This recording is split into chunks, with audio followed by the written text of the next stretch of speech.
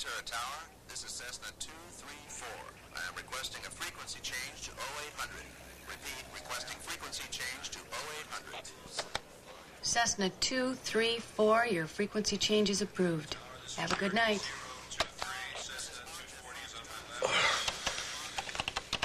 Coffee? What? Black, 2 sugars. Hot. Black it'll be, like tar. Lukewarm if you're lucky.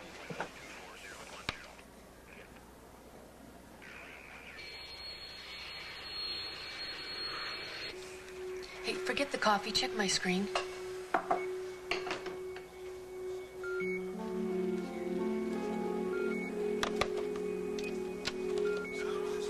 Santa Barbara approach, this is Ventura Tower.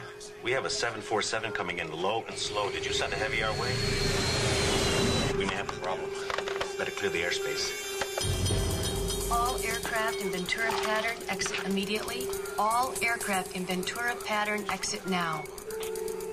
Unidentified 747 on file for Ventura. Please state your intentions.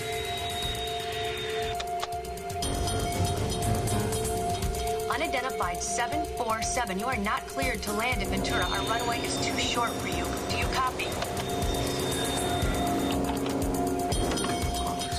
Unidentified 747. Please state your intentions now. Talk to us. Unidentified 747. Please state your...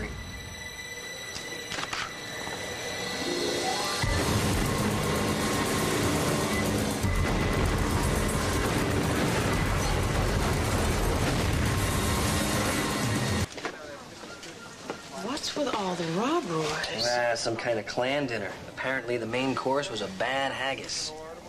Haggis, you know, liver, lungs, tongue, minced with a suet, all boiled to perfection in a sheep's stomach. Oh, I was on my way to get some breakfast. Not anymore. Breakfast. Your victim was severely berated? Huh? Oh, beaten. He was severely beaten, I think. I thought you were going to get some new glasses. Yeah, I am, Friday. Trifocals. You know, one utilitarian pair for all reasons. Reading, computer, driving, everything. Mark, we've got a problem. I just spoke to the NTSB. 747 went down near Ventura. Oh, any survivors? No. It's our turn, Mark. We're on the go team. Well, bring the car around front. Okay, I'll call Colin and see if he can watch CJ for a few days. Good. See you. You ready for this, Dad? Well, we've been on the NTSB rotation for over a year now. We've had a lot of training, little experience. Pancake Piper got a broken arm. It's nothing like what you're going to be dealing with today. Well, I did sign on as survival factor expert. You heard what Amanda said. There were no survivors. Well, what we have to do is figure out how and why the people died and if it could have been prevented. To tell you the truth, I'm not looking forward to this. If you need me, call. Okay, thanks.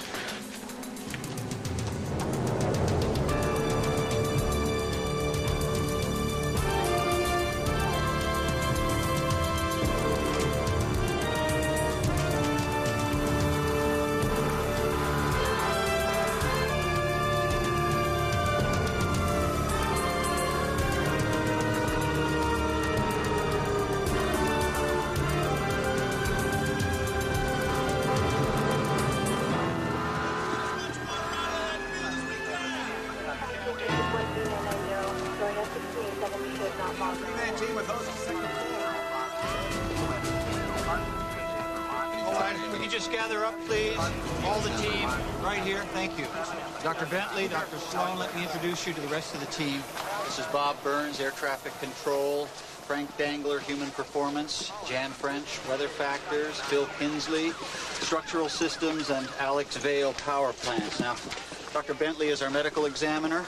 Dr. Sloan will be covering survival factors, and he's also our local team coordinator, or LTC. So, if you can't find me, you go to him, all right? And there's Mark Sloan and Amanda Bentley. Well, they're bathing the spill fires in foam, so we'll be able to go in soon. Now, you all know the drill, right? Every victim is to be tagged and flagged. Guthrie. Yo. Ted Sherman, Pac Atlantic Flight Ops. When can I get my people in here? when I say so. Right now, I don't want you or your people anywhere near this investigation. Captain Kalanick has every right to be involved. You know, we need to know what brought down that plane just as much as you do. Mr. Sherman, I'm very busy here right now. Mr. Sherman, may I have a word? Look, I understand your need to be involved in this, but right now we can't have it look as if an airline official is conducting the investigation. You don't understand. I knew people on that plane. Right? The pilots, the attendants. This whole thing is just... I know. It's overwhelming. But you and I were both trained together to deal with this. Yeah, well, training for it and living it are two different things. I couldn't agree with you more, Mr. Sherman. Look, you know what we need. Yeah, the passenger lists and the seating assignments, the repair records, the logs, the cruise personnel records. Oh, and the cargo manifest also. And anything else you find that looks like it might be some help to us. You know, I think the most important thing for you to do right now is go talk to the families of the victims. Answer the questions best you can and try and give them some comfort. Look, I can handle this other stuff just fine, but I won't know what to say to those people. Yes, you will. Because you know exactly how they're feeling.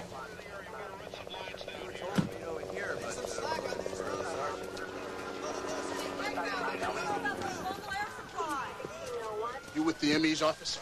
And you are? Ron Wagner, FBI liaison.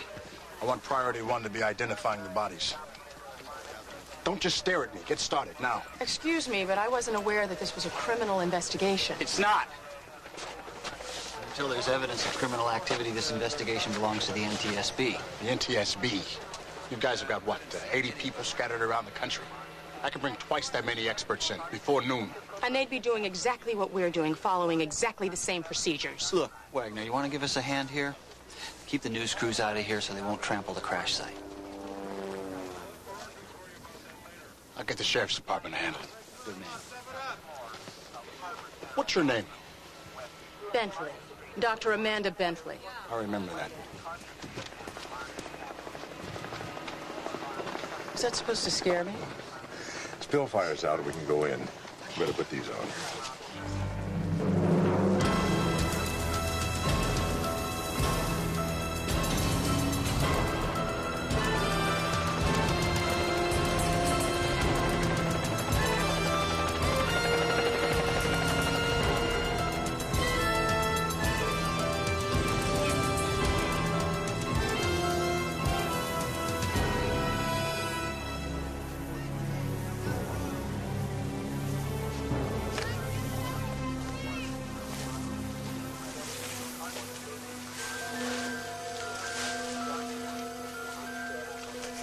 I thought I'd be prepared for this.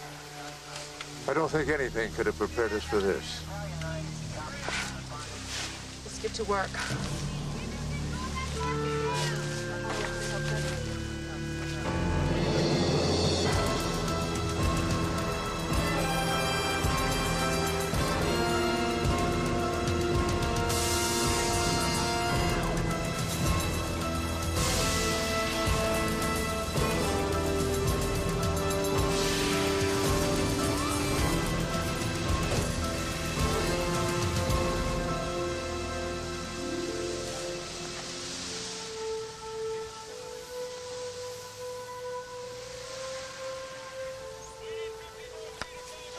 Well, we've completed the four-corner search, Mark. And every part of the plane has been accounted for except the aft cargo door. If that door came off in flight, massive decompression could have brought the plane down. Yeah, it's possible. Only according to our eyewitnesses, the plane came in low and slow. It was almost as if the pilot were guiding it in. Without responding to the tower's radio call. Something very serious must have been happening on that plane. I would say probably more than one something. We're probably looking at a series of events. A cascade that began with mechanical failure, pilot error, even a bomb. Or a fire. Most of the stuff was blown clear of the crash site, but it's covered with soot. Could something flammable have been on the plane? A foreign operator flying out of Prague. Anything is possible. Guthrie here. All right, I'll send a team right away. Air Surveys just found that door 30 miles from here, along with another little surprise.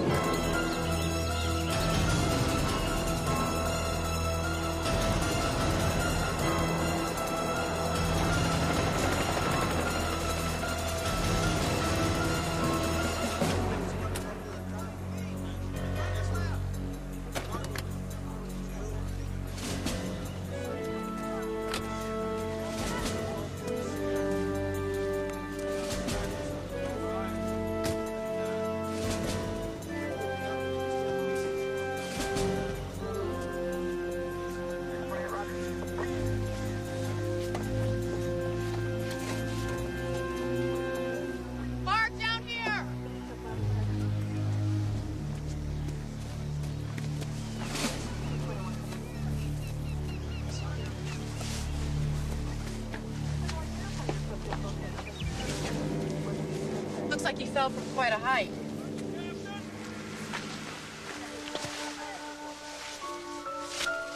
Along with all this other stuff from that cargo hold. What was this man doing in the hold? And what was he doing wearing handcuffs?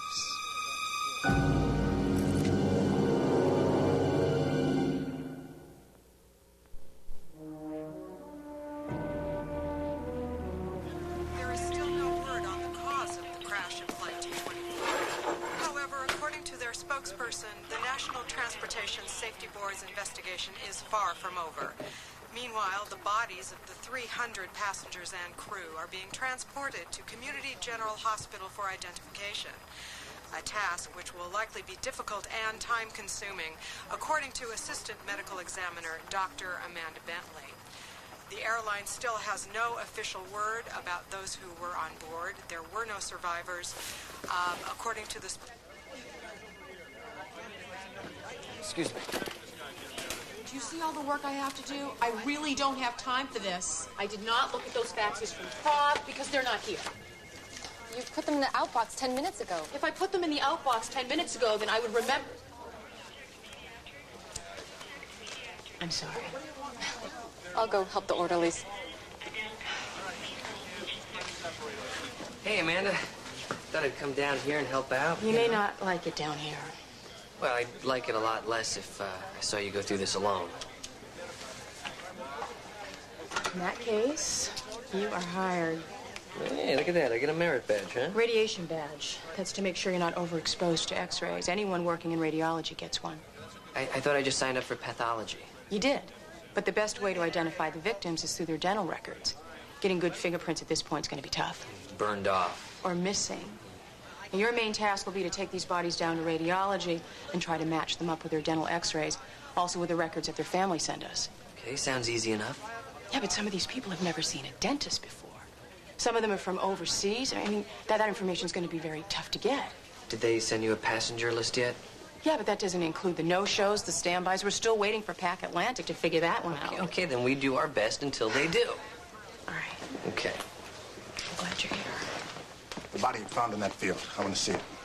Don't you ever do anything politely? Not when I'm in a hurry. Well, then by all means, be my guest. Who's that? The FBI's gift to mankind. Yeah? Well, I hope they have a return policy.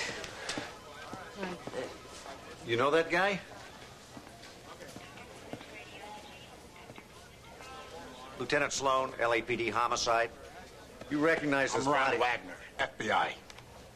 This is my investigation. Well, that man fell into my jurisdiction. Out of an international flight. Which means the FBI, which is domestic, shouldn't be involved. You want to get into jurisdictional nitpicking? I'd be happy to oblige. I'm sure you would, Agent Wagner. No doubt nitpicking was one of your better subjects at Quantico. Why don't we take this discussion outside? People are trying to work in here.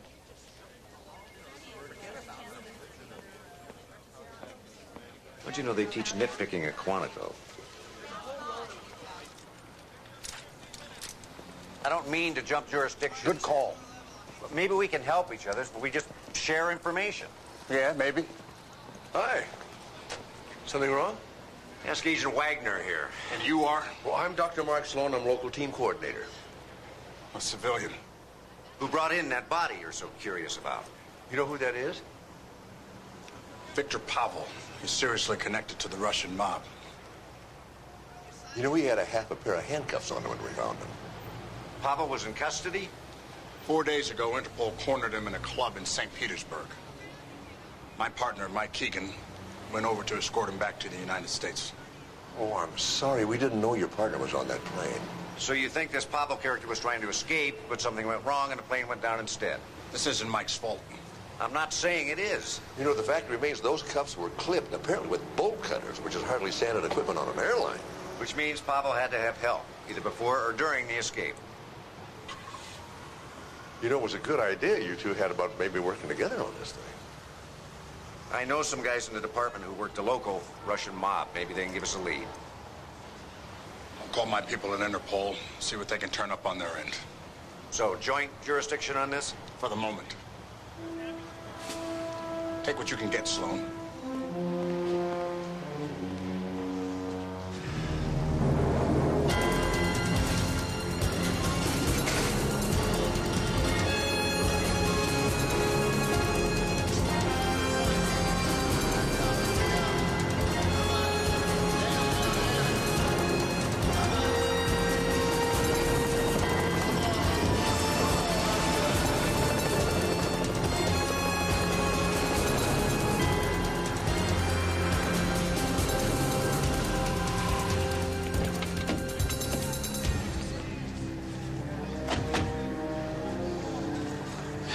Better put one of these on.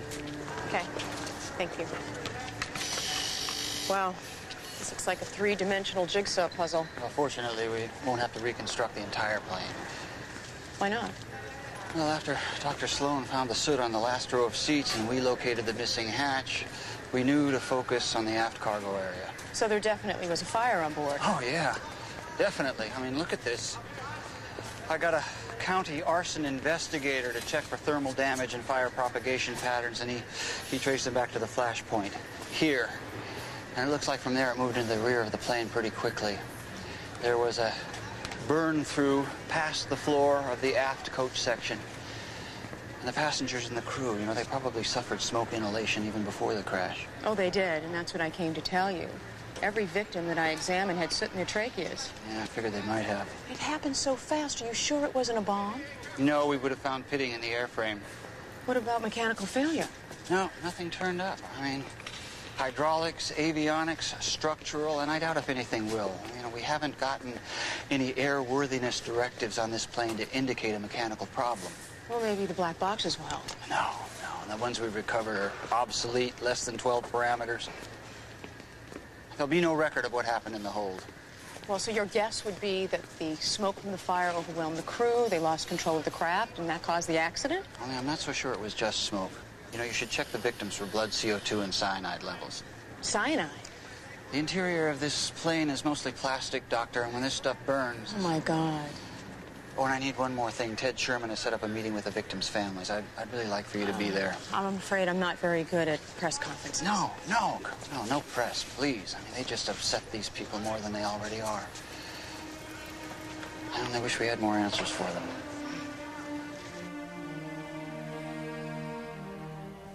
Ladies and gentlemen, we've only just begun our investigation, and regrettably, the truth of these matters often reveals itself according to its own timetable, so... But whenever we do know something, you will know it. You deserve our honesty. And I promise that that's exactly what you'll get. Dr. Bentley?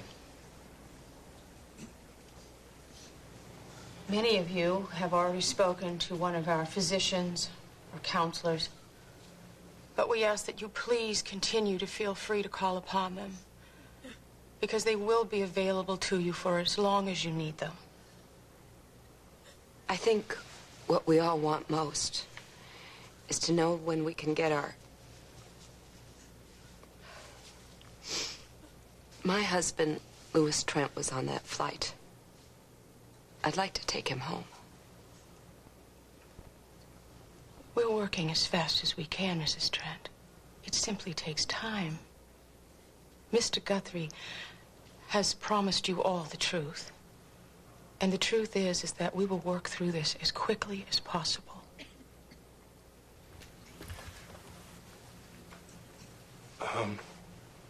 Pac Atlantic has made arrangements at the Star 5 Hotel to provide you with rooms and meals and whatever other services you may require until the NTSB has completed its work and your loved ones are returned to you. If you want to come with me, we have buses waiting to take you there. I'll get on those toxicology reports. Thank you.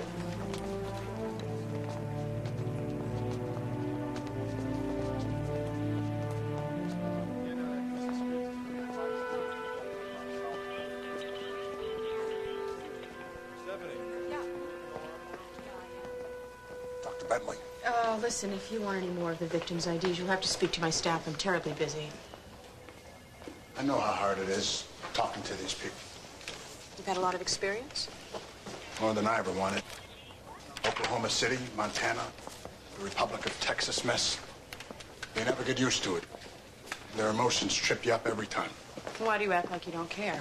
Emotions and jobs aren't a very good mix. You pay too much attention to one, you don't do the other one very well. So this is about maintaining efficiency, huh? Equilibrium. You lose that, you can't help anybody. Hey, you two are actually speaking to each other, huh? Well, I couldn't help myself. You see, he's a better nitpicker than I am. Well, good, because I need you to see this. Well, he's pretty badly burned, but he had on half a pair of handcuffs, and so I figured it was your partner even before I checked the dental records.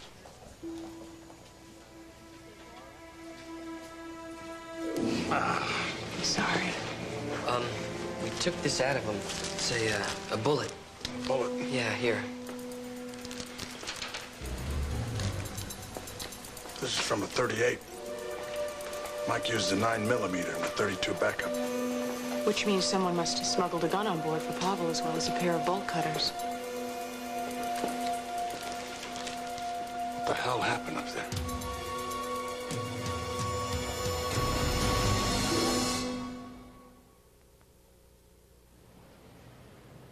Why stall? We tell the press the FBI is taking over.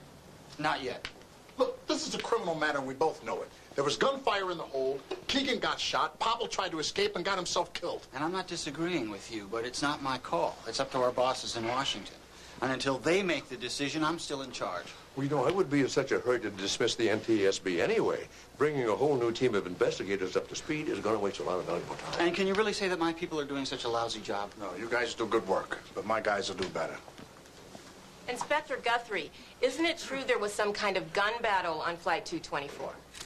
You know, as I said at the outset, this investigation has really just begun, and until it's completed, I'm not going to have We any... learned there was a federal agent escorting a prisoner on the plane. Wasn't this agent shot and killed in the course of the flight? And didn't his prisoner fire the fatal shot as part of some terrorist suicide mission? This press conference is at an end. Thank you all very much. Wait, please. The others have asked me to speak for all of us. We'd like to make a request. You have our complete attention. Well, we want to place a memorial wreath at the crash site. Pac Atlantic has no problem with that. We'd be glad to provide assistance, transportation, whatever you folks need. The crash site's been secured. I don't see how the investigation could be compromised, but what, this afternoon, all right? How about this afternoon? Oh, thank you. Thank you very much. Thank you all very much.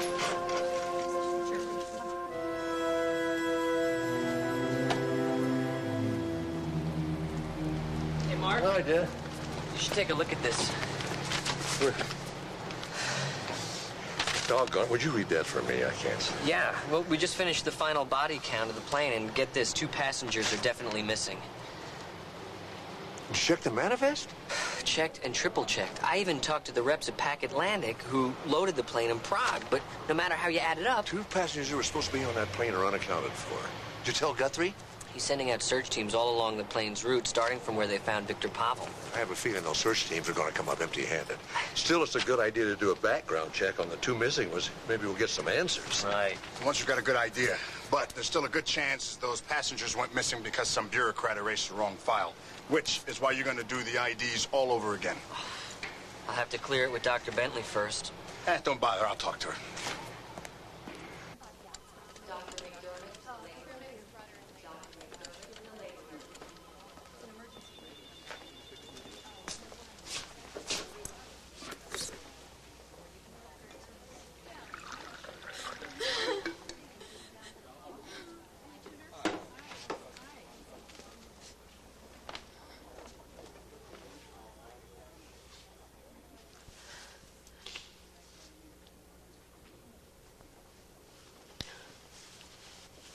Just in time, Agent Wagner. Why don't you just come in and enjoy the show?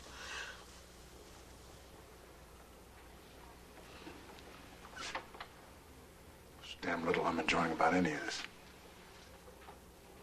Yeah, I got the toxicology reports back on the crash victim. And the CO2 and the cyanide levels in their blood were way above the lethal limit. So that would mean that for about 3 or 4 minutes, while that fire was spreading that cyanide gas throughout the plane, those poor people were... I'm sorry. I know I should be more professional about this, but...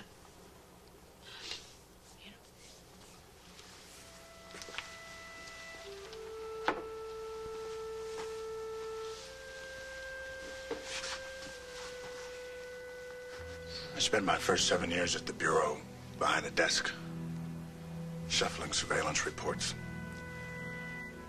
And then I finally got my first field assignment. Oklahoma City. I was with the team that went through the daycare center. My first hour on the job, I lost it. Twice.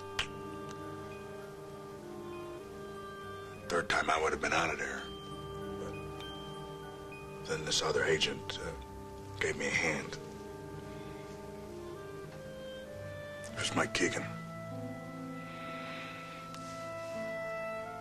I met him that day.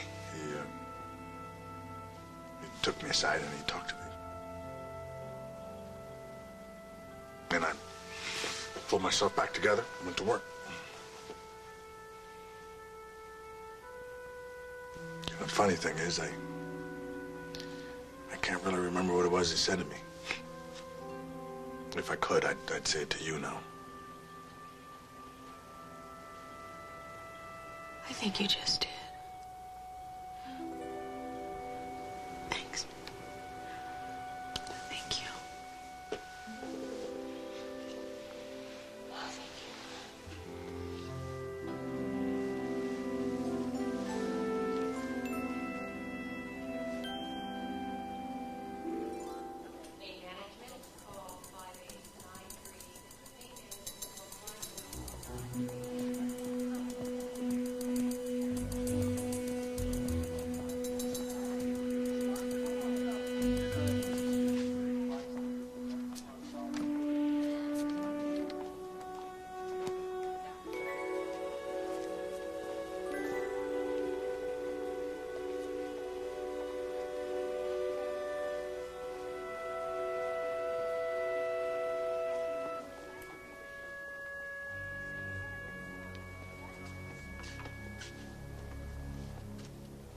What is it, Sloan? Just this. My sources tell me that Victor Pavel's partner in crime is one Serge Ostrowski. I know that. The Bureau knows that. The CIA and Interpol know it. Now you know it, too. But do any of you guys know that he's holed up in a loft downtown? Our backup should be here in 5 minutes. We can't wait that long. You take the back, I'll take the front. Wagner!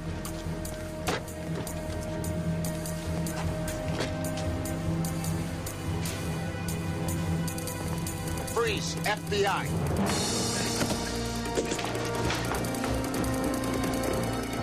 I said freeze!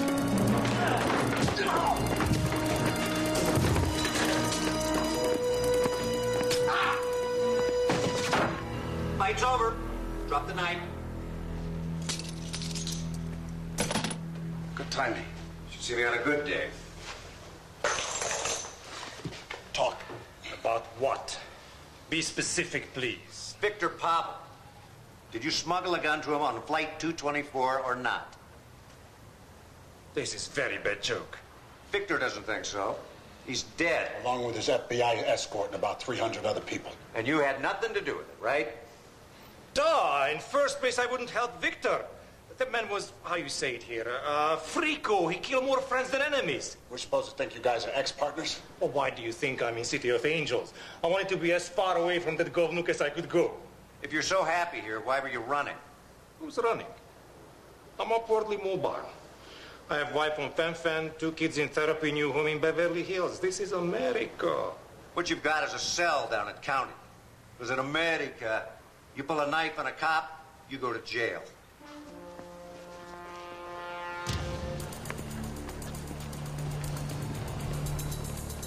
Another dead end. You may be dead yourself if you don't get that looked at. Not until after we book these guys. Shouldn't take more than an hour or so. Right about the time your favorite doctor comes back on duty, huh?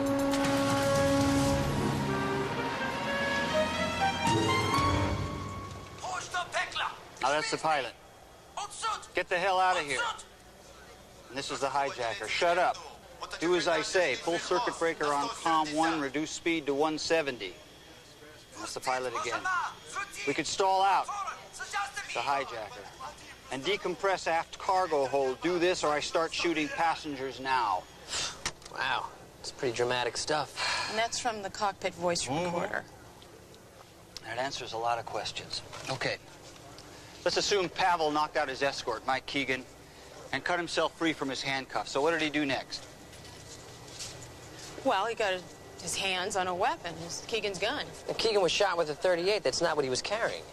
Well, then he got someone to smuggle a gun on board before they left Prague.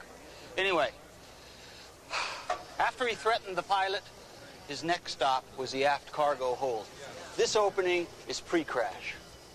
My guess is Pavel smashed his way into the hold through the bulkhead wall of the third-floor galley. And then Keegan revived, followed him down here, and used his backup weapon. And had one hell of a gunfight. Yeah, I mean, we pulled bullet fragments out of 3 different spots in the hold. Then Keegan died here. Yeah, and at the same time,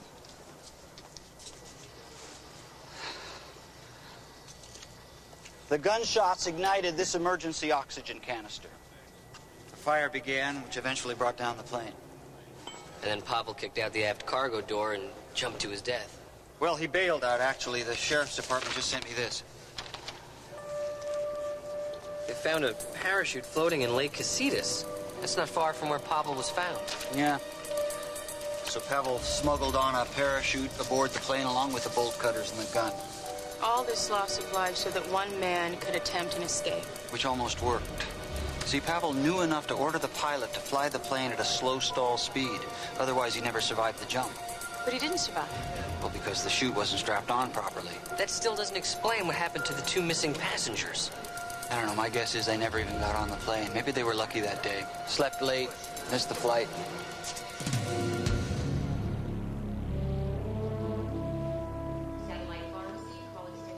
Ouch.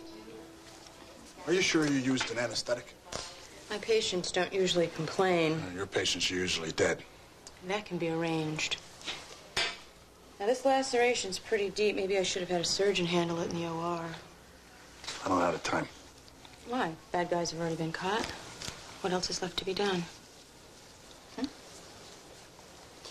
suppose there's always work to be done. Work is definitely better than real life. Tell me about it. I just got a divorce. Not fun. You too? Never been married. But I've had more than one broken relationship. Aren't you going to say something like, that figures?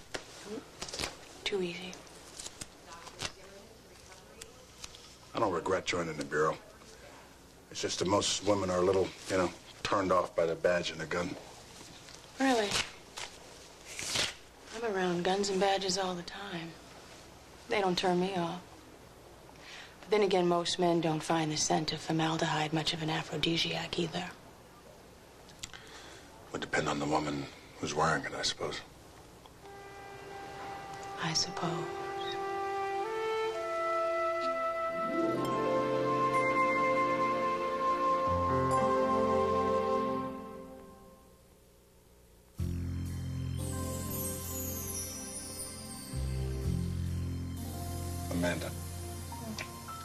Amanda. You were right about the formaldehyde. Definitely not an aphrodisiac. Hey, what kind of doctor are you? I'm an injured man, remember? I don't see any signs of diminished physical capacity. You won't either.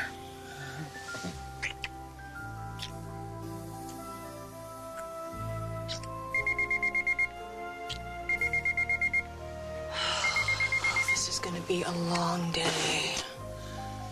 Which is why we ought to get some sleep. I don't think so. Hey, how much time do you get on one of these snooze alarm things? About 9 minutes. Well, my alarm and I are very good friends. Lucky alarm.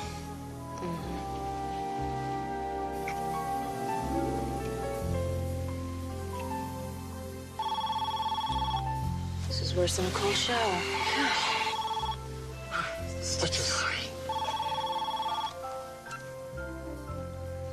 Going through a tunnel. Bad signal. Where were we?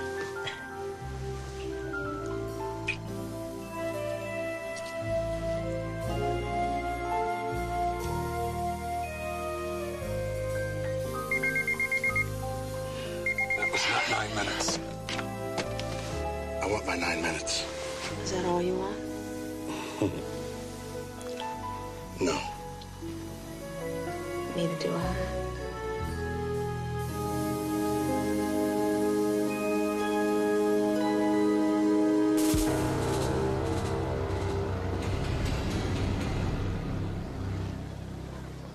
We found a gun in the cargo hold. Agent Wagner has confirmed that it was Mike Keegan's backup weapon.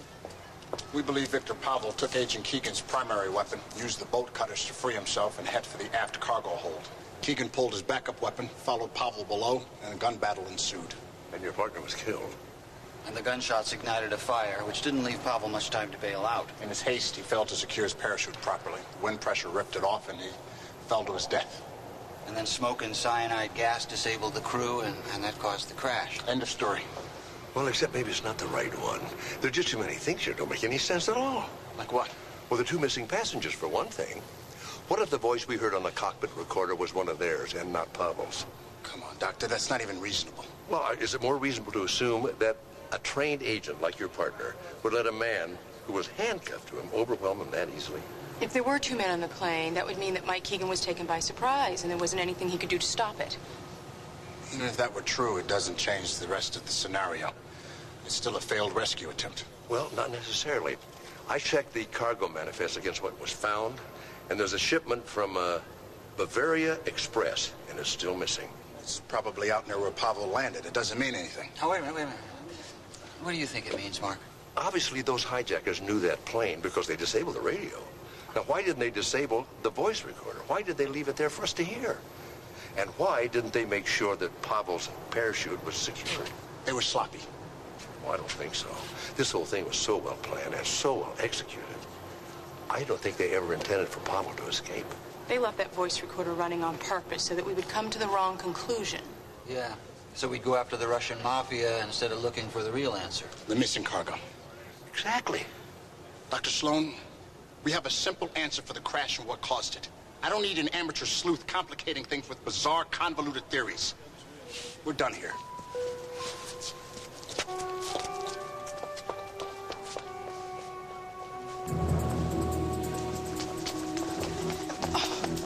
How could you just walk out like that? I don't need someone trying to convince me that what I know is true is false. It must be nice to be so damn sure of yourself all I've the handled time. cases like this before. I know what I'm doing. Well, so does Mark. And I've known that man for a long time, and he has incredible insights into things that just don't make sense to the rest of us. The case makes perfect sense. Well, it does if you think you have all the answers, but you refuse to look at the questions. Now, what would it hurt to check, huh? Except maybe your pride if you're wrong and Mark is right.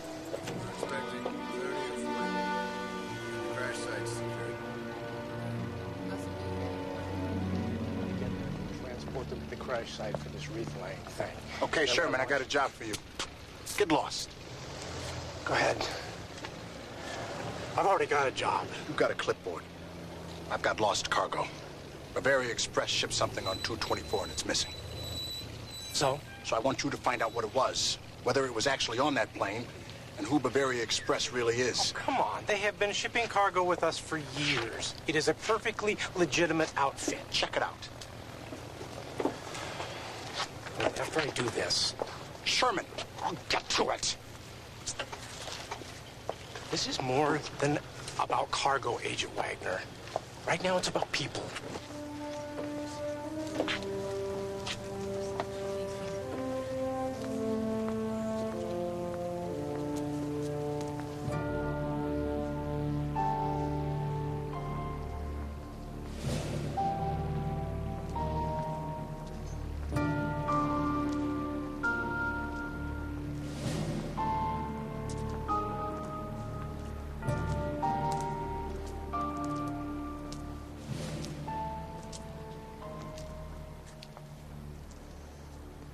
Mrs. Trent, I'm Dr. Mark Sloan.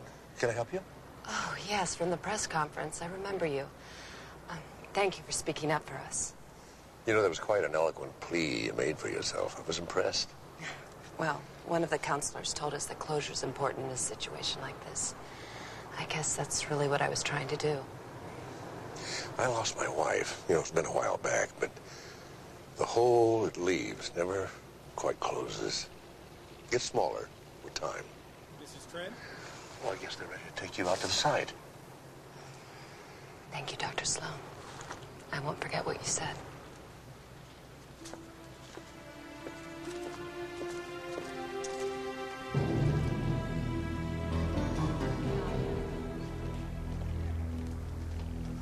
How's it going?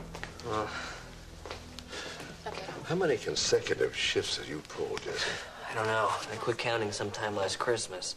Can't wait to get back in the ER. Well, FBI is taking over. You won't have to do double duty much longer. Good. Doctors, we have a problem. What is it, Jay? That was the radiation safety officer. He just processed our badges and they came back foggy. Excessive radiation? How much?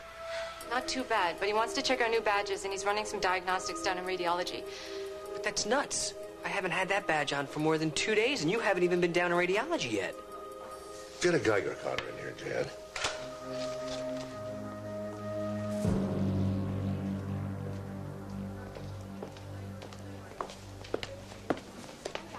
Amanda, I'm gonna need... I need you and your assistant to close out the ID files. Jesse's not my assistant. He's a resident in emergency medicine. And when this whole thing is over with, he's going back to where he belongs, and so am I. What? Isn't this where you say, thank you, Amanda, for the lovely evening. Don't call me, I'll call you? Amanda. I'm sorry. Look, it's just that last night mattered to me. And last night was important to me, too, but right now I don't know what to think. Amanda, you're the only sane and decent thing that's happened to me in a long time. I want to hold on to that. You don't act like it. Stop acting like a closed-minded ass, and please let us help you with this investigation. I still think Dr. Sloan is wrong. But I did tell Ted Sherman to check on that missing cargo, just to be sure. In any case, that's all going to be over with sooner rather than later. What's more important to me is, are we? Let's help Jesse with those records.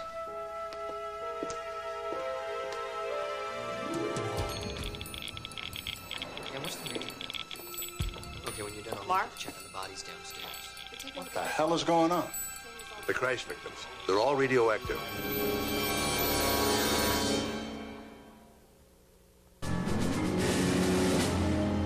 This is reading low levels of radiation just like everything else.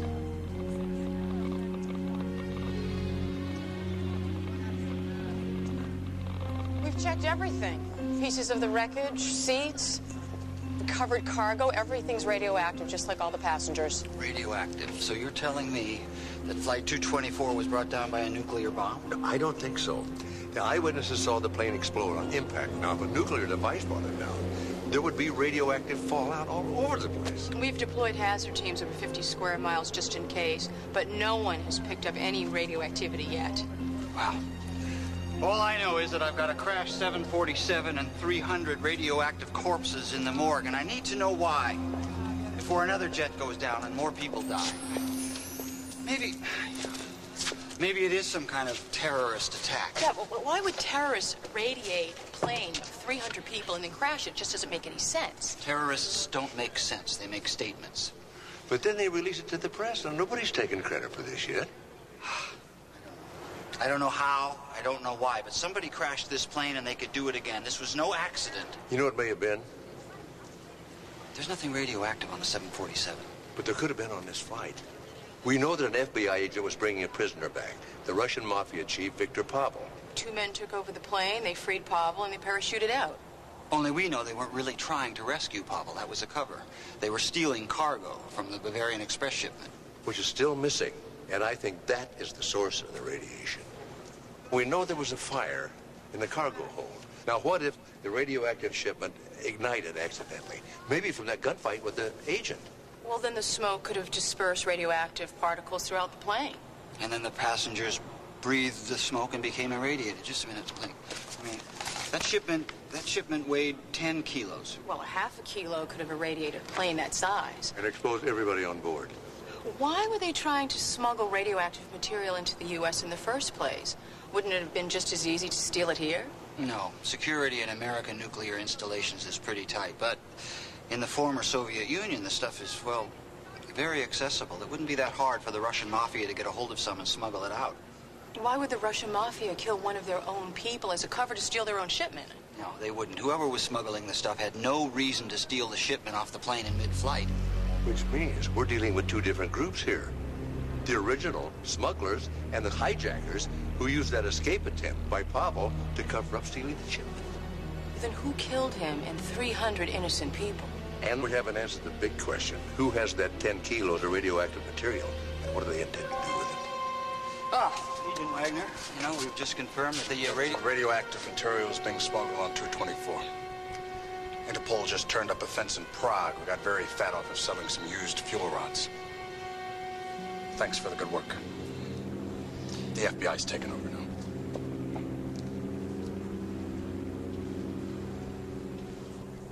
So that's it, huh? Good work, people. Now you can just go away. Amanda, this is now a criminal investigation. The Bureau steps in, and the NTSB... takes a hike. I do not have a choice here. This is a matter of national security. I have to follow procedure. Is that to say that we can't? That's not the issue. We're talking about people who committed mass murder just to smuggle in black market radioactive material. We're not just talking a plane crash anymore. We're talking Russian mafia. That's not necessarily so. Mark has found compelling evidence that your partner and Victor Pavel may have been murdered by someone other than the mafia. Mysterious missing passengers, right? Why are you so fixated on one solution when there may be others? Amanda, I've been doing this job for a while. I'm pretty good at it. I know that, Ron. But there are other possibilities. Simple answer is usually the right one. You know, I think you're letting your need to be right get in the way of finding the truth. And I think you're letting your emotions get in the way, period. My emotions? What about your emotions? That plane crashed and killed 300 people, including your partner. And you and I had just... Forget it. Yes. You and I.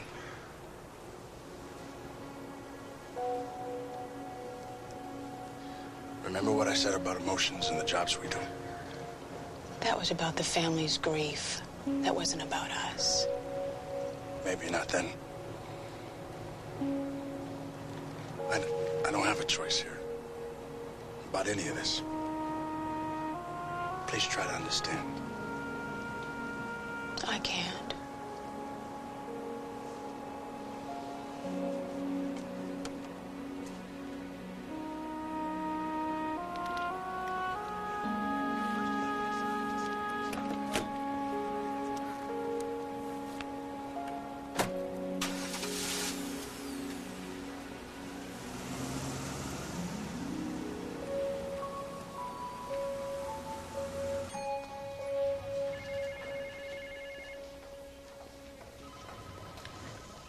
Dr. Sloan. Yes. Oh, excuse me. You've been so kind. May I impose on you once more? Of course you can. What can I do? Well, I've spent all morning looking for that Pac Atlantic representative. Ted Sherman. Yes. He was supposed to give me a release for my husband's remains. Only Mr. Sherman's not in his office or at the crash site. Nobody knows where he is. He could be in the ME office. No, I just came from there.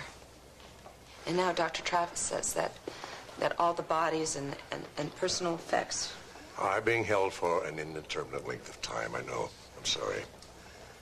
Please, can you tell me what's going on? Sure wish I could. Look, I promise you, just as soon as it's possible, I'll explain everything. You know, in the meantime, to try to get this out of your mind. I know that's very hard, but try to get away from it. Take a rest. You sound like my husband, Louis. He was always telling me to get away from things. Slow down, take it easy. Good advice.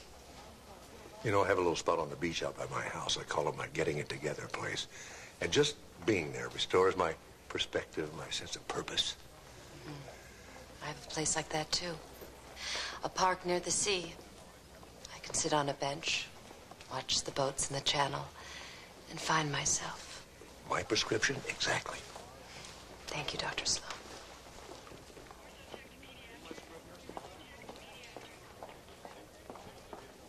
Tough, huh?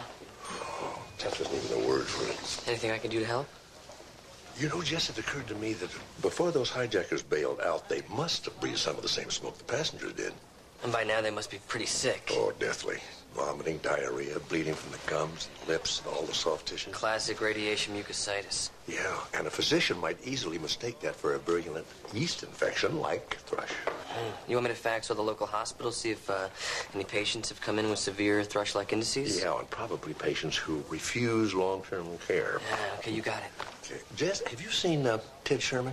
No, no, not since yesterday. Yesterday?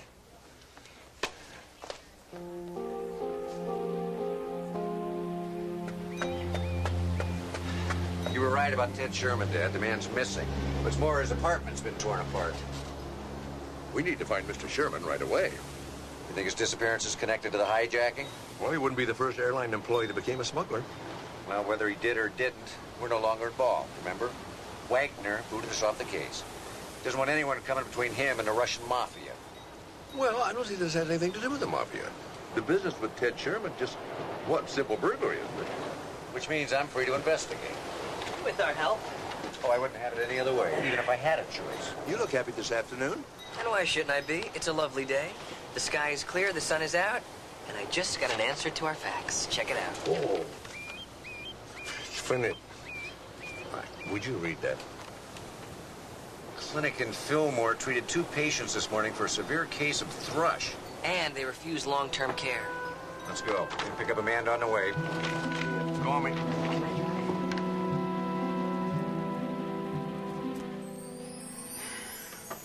Two men, middle 30s, foreign accents, and very, very sick. Look at those profiles.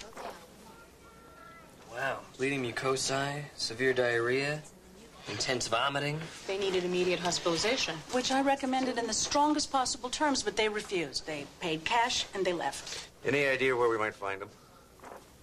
I'm afraid not. They didn't leave an address or a phone number, just their names. Bill Smith and Bob Jones. Well, this may be tough. These guys are obviously very imaginative. Listen, Doctor, we really need to find a line on these men. Did they say anything that might help us find them? No. But what about their car?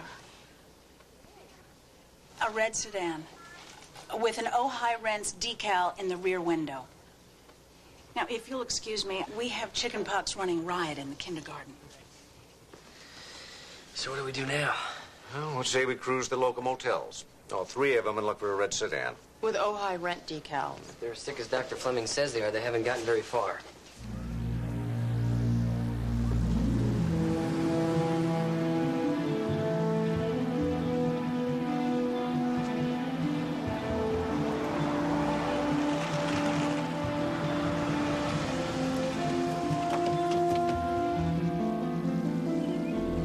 Ojai Rents.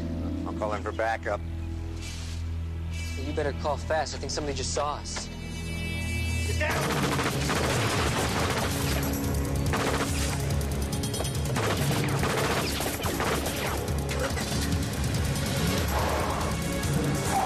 Stay down.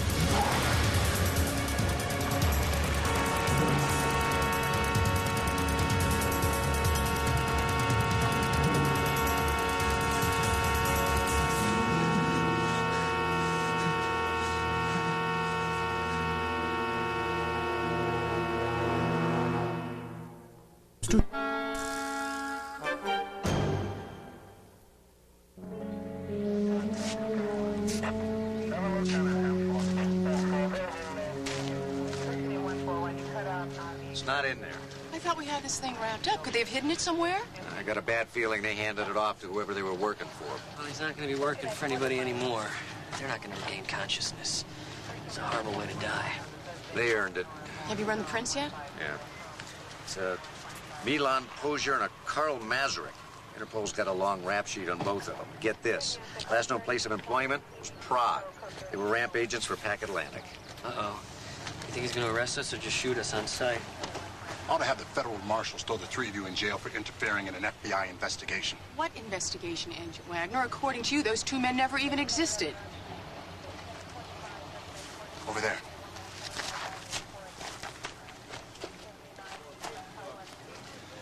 Think she's going to shoot him?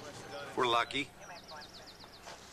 You people need to back off. Why? Because we punctured your mafia theory? Because you're getting in my way. You're not mad at us. You're mad at Mike Keegan. You have survivor's guilt, Ron. You're just as much a victim as those poor people who laid flowers at that crash site. And until you learn to deal with that anger, you're going to remain mad at me and everybody else. I should have been there. What are you... No, it's not survivor's guilt. Mike and I were assigned to bring Victor Pavel in. Only I wanted a lousy couple days off, so Mike covered for me. Like he always did. If I'd have been there, we could have handled the situation. You don't know that. Hell, I don't. If you had been on that plane, you would have died. And we never would have met.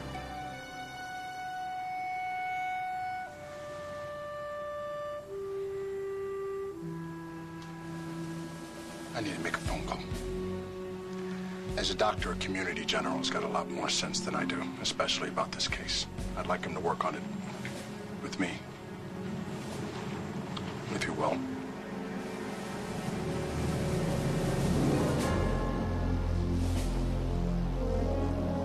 According to Interpol, Bavaria Express is a legitimate operation. I hear a button there somewhere. But Bavaria's dispatchers said they didn't have any cargo on Flight 224. But it's on the manifest. Which was bogus. Along with the assignee who should have met this shipment at customs, but he never showed. Tracking him down will be next to impossible. Well, maybe not. Mark thinks whoever smuggled the fuel rods might have booked a flight on the plane. To babysit the shipment, a smart move which didn't work. Thanks to the hijackers. Dr. Sloan, thanks for coming. I apologize. Oh, thanks, Ed. Look, what we've got to focus on now is finding Ted Sherman and those fuel rods. Ted Sherman, the Pac Atlantic rep? He's disappeared and his apartment was ransacked. Which may be unrelated to the crash of Flight 224. Maybe not, but what if it is? What if it's a crime of opportunity? You know, Ted Sherman was certainly in the right place to pull it off, or know people who could do it for him. I'm going to try to stay open here. Lead me through it, okay? The first thing that Sherman did when he found out they were smuggling the fuel rods was to contact a couple of crooked rampages back in Frog. Milan and Carl, two very shady characters he was familiar with. According to the passenger list, they were seated right here, just sitting and waiting for the plane to hit its final approach before they made their move. Which was? To retrieve their weapons, get the bolt cutters, and find them wherever they were hidden. Getting guns on that plane probably wasn't that tough for a couple of airline employees. I imagine getting the guns on was pretty simple, but then the next move was a little more involved. Our hijackers were very careful to pick seats that were next to Pavel and your partner. Go on. So while one went over and disarmed Keegan and took the cuffs off Pavel, the other one went into the flight deck and took charge of the plane. And it was his voice on the cockpit recorder and not Pavel's. I almost feel sorry for the little slimeball. He must have thought his mafia pals had come through for him. Imagine the shock when they went down to the cargo hold and Pavel realized what they were really after. And found out what was in store for him. Would have been just like Mike, pulling his backup gun and following them down here. Shots were exchanged, a fire started. Unfortunately, your friend was killed. They threw Pavel out with the parachute they had stored in here. They strapped on their own chutes and jumped out. Along with whatever was left of the phony Bavaria Express shipment. But the irony is that they already were as good as dead since they were exposed to radioactive smoke. They didn't mean to start a fire. It didn't even mean for the plane to crash. It was all supposed to look like a daring escape attempt by a federal prisoner. 300 people got killed because someone decided to smuggle 10 kilos of radioactive material into L.A. And somebody else decided to steal it. Ted Sherman. He didn't steal that stuff for his rock collection. He intended to sell it to someone, and I have a pretty good idea who that someone is. Where are you going? Wilshire and La Brea, Rathbone Imports. Tell Steve to meet me there if he's interested. Look, I've got an attorney who would say that this is harassment. Nobody's harassing you, Rathbone. We're just asking for information from a man who's, let's say, well-versed in international commerce. That would constitute harassment. Let me suggest something here. No. You let me. Why don't you two get the hell out of my office?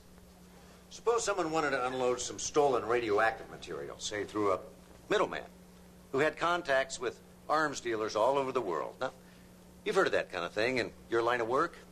Yeah, you hear rumors, so? Well, wouldn't it be your duty as a citizen, then, to tell the authorities about these rumors? I'm trying to run a business here. If you're looking to buy... Somebody brought down an airliner just to get their hands on a shipment of black market fuel rods. And since you're the only fence that can move that stuff, you're going to help us find them. This conversation is over. done when I say we're done. Wagner, get up. It's enough. I said that's enough.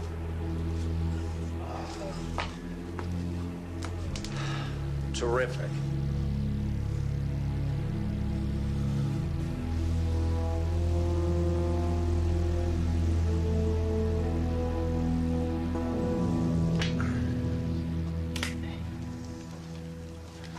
What are the damages? Well, a few stitches here and there, sprained wrists, a lot of bruises, but nothing that won't heal.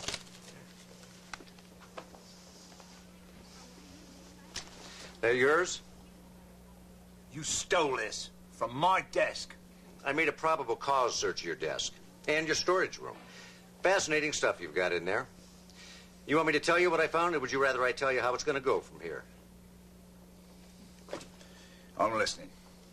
Whoever stole those fuel rods is going to contact you sooner or later looking for a buyer. When they do, you're going to play along. We'll triangulate the signal and get a fix on them. Now, how's that sound? Well, I'm finished, whatever I do. We all make sacrifices. All right. I want immunity from the stuff you found in my storeroom. If you cooperate completely.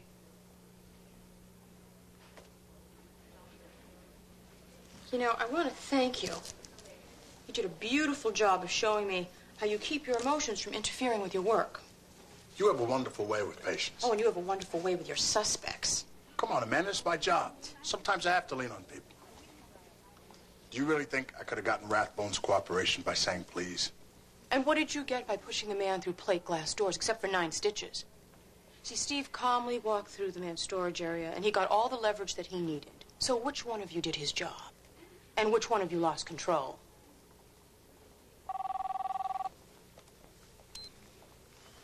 Wagner.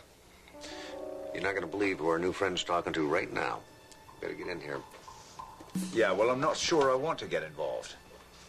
There's too many people looking for this stuff, and for you. What do you mean? I mean, 300 dead people isn't bad for business. I never wanted those people to die. It just all went wrong. Yeah. Just give me 10 cents on the dollar. You will make a fortune. All right, well, I need some time to confer with my associates. Where can I get back to you? I'll contact you. Let's talk in 2 hours. Satisfied? We got a trace.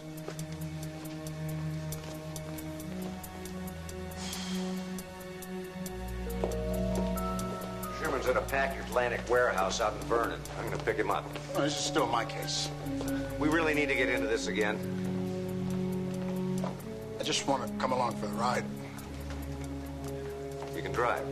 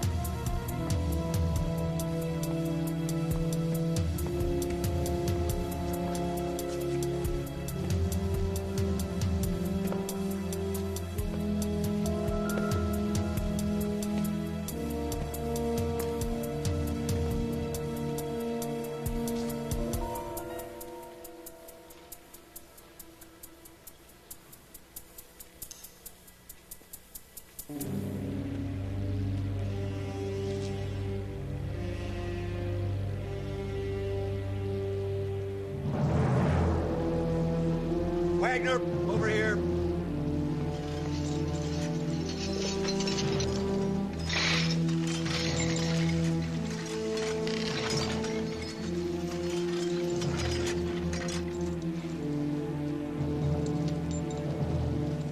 He's been shot in both kneecaps. His left elbow, but not his right. That's probably when he handed over the fuel rods. Yeah. But to who?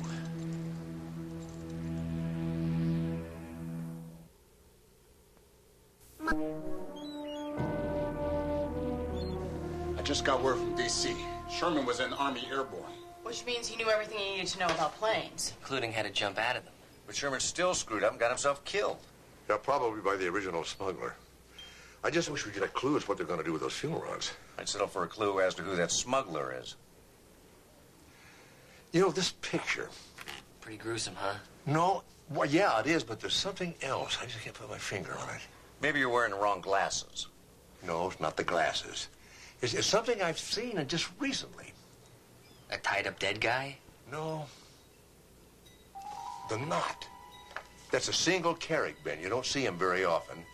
And I saw a decorative variation of that not too long ago on Diane Trent's shoulder bag. Oh, that poor woman who lost her husband on the plane. Yeah. All right, follow this for a moment. Suppose you're Diane Trent and you get your husband to smuggle some radioactive material on a commercial airline. But the plane crashes and he dies. Yeah, but the fuel rods are pretty solid, so the shipment is still intact. You want it back, so what do? Get yourself appointed spokesperson for the grieving families. So you can ask a lot of questions and stay close to the investigation. And if that's not good enough, you talk the families into maybe asking for a special favor. The wreath ceremony. An excuse to get close to the crash site. And there, Diane finds that neither that nor the hangar's been sealed off. There's no radioactivity anywhere. Because someone stole her shipment in mid-flight. Smart lady. Smart enough to sift through the likely suspects and zero in on Ted Sherman. She also ransacked his apartment and tracked him back to the warehouse. You know, she went to a lot of trouble and took a lot of risk to get those fuel rods. The big question is, why? I suggest we go ask her. I assume you put out the usual APBs. You've alerted the bus terminals, the airports, everything? Still no sign of Diane Trent. This is not going to be easy. You check this, Wagner? Nothing, but be my guest. Mrs. Trent, Marilyn Kale here with KLMV News. I'd really love an on-air interview. I know it. Hey, Diane, it's Frank down at the kennel. We finished grooming your golden retriever, so why don't you come pick him up? He misses you. Diane, dear, this is Bernice at the office. We all understand you not coming in this morning, but... Have you contacted these people? Yeah, Marilyn Kell never heard from her. Frank didn't leave a number, and the people at the law office where she worked have no idea what's going on. And neither do we. There is nothing here to work with. No letters, no address book. All we have are more questions. Yeah, like, what is your father doing? Dad? We, missed something? I don't get it. Get what? What? You got a dog. Look around in here. Tell me what you see, or rather, what you don't see. A water dish. No hair. No chew toys. No sign of a dog, period. Yeah. There's not a speck of kibble in this kitchen. Well, maybe the call from Frank down at the kennel was a mistake. Or maybe it could have been a coded message. Either way, I think we better get in touch with this Frank, have a talk with him. Tell me, Sloan, how fast can LAPD get a copy of Diane Trent's phone records? Faster than you can say Frank.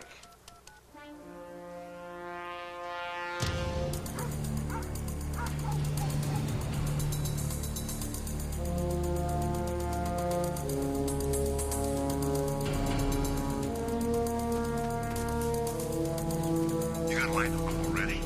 Well, good work, Steve. Who is he? Frank turns out to be Frank Hall, ex-con, three-time loser. Tracked him out to a house in Newhall. Sheriff's in position. We're ready. Dad, gotta go. Okay, listen. Be careful. Let's go. Steve asked you to get down. Just do it.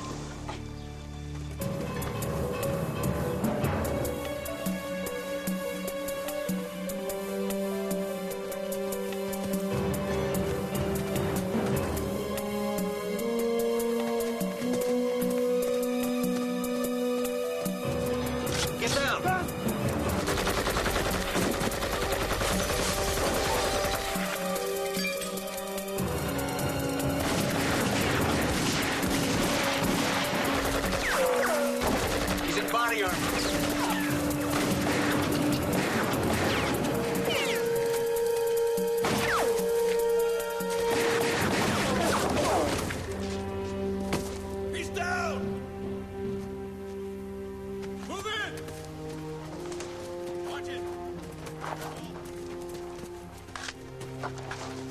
Hall? Mugshot doesn't do him justice. Secure the house and watch your backs. You may have a roommate. Okay, who's the hero? I shot him, if that's what you're asking. You killed the one person that could have led us to Diane Trent. All had enough firepower to kill a whole team, Amanda. He had to be taken down. Glad to see we share a strong sense of mutual trust and respect.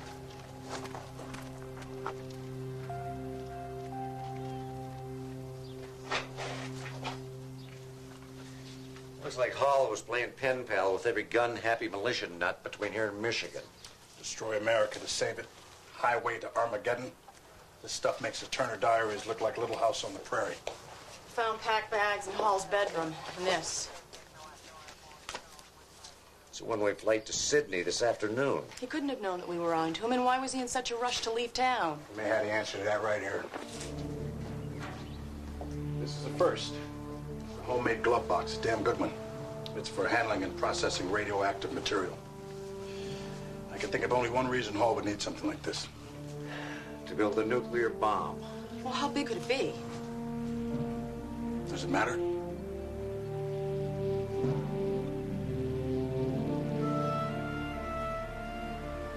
The LA Bureau had enough manpower. I wouldn't waste my time calling. I need the best we've got from every bureau in the time zone, and I need them now.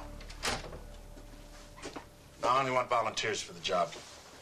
Make sure they're completely briefed on the situation, and try to get agents without families. Yeah, So it is real. we have to act as if it is. Ron, I came by to apologize. For what? Well, for thinking that you killed Frank Hall deliberately. I did. Well, what I'm trying to say was that I acted badly. I know that I was unreasonable. Nah, you weren't. Don't tell me. I know when I'm being unreasonable, and I was unreasonable. And I would like to apologize, please. The way I've been behaving lately, I'm not surprised you thought I was out of control again. But you weren't. I do listen when you tell me I'm being a jerk. Besides, this has gotten a lot more serious than the Russian mafia or a simple airplane crash. I know. When I think about it, it terrifies me. A suitcase bomb made with the technology available to Frank Hall might be capable of leveling an area of 3 square miles. 3 square miles? So if the bomb is detonated in downtown Los Angeles... There won't be any more downtown Los Angeles. It'll vaporize it along with everyone who's lucky enough to be there. You have an intriguing notion of luck. Well, at least they won't be there to see what comes next. Because there'll be a firestorm that will level everything between Pasadena and the ocean. And this city is not set up to handle a catastrophe like that. No city is. Even the best emergency plans, the only good they can do is make people feel better. Ron, this bomb may go off without any warning. And if we did survive the blast, what do you think life would be like after? We'll find her, Amanda. We have to find her. We checked the glove box and we found high levels of radiation. Well, Hall definitely made a bomb. And delivered it. And probably to Diane Trent. Steve and Ron are checking out Hall's associates, but still nothing. You know, Mark, I have probably broken about 1,000 rules today, and I just do not care. I called Colin. I told him to take CJ out of town, actually out of state. Yes, why? No, he heard rumblings on the base, and, you know, the military's on full alert. Anyway, he did exactly what I asked him to do, and they should be in Santa Fe, you know, before anything happens. I think you did the right thing. Wish I could do the same for Steve. Where'd this come from? Got that off of Frank Hall's mantle. Now, that looks like him, but this photograph has to be at least 20 years old. Where was this taken? Oh, anywhere California. Well, we need more than that. Well, the car's mid-60s. Yeah, didn't help much. Wait a second. The license tag says 77. This little girl here, did Hall have a daughter? There's no record that he was ever married. This other guy looks kind of familiar, too.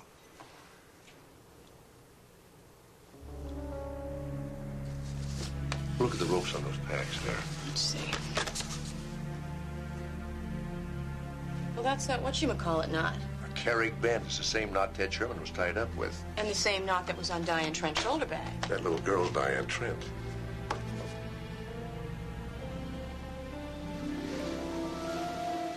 We got some good news? Well, it's news at least. Wagner's people in D.C. identified the other man in a photo. Oh. Carl Kallstrom? Mm-hmm. Had a family like Manson's, only a lot better armed. Most of them died in a shootout with the LAPD. The only survivor was Kallstrom's daughter. His name's Diane.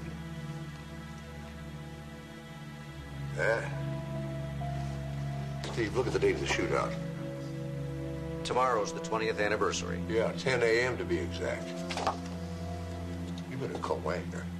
As a matter of fact, you better call the governor. If we don't find Diane Trent in 7 hours, we've got an apocalypse on our hands.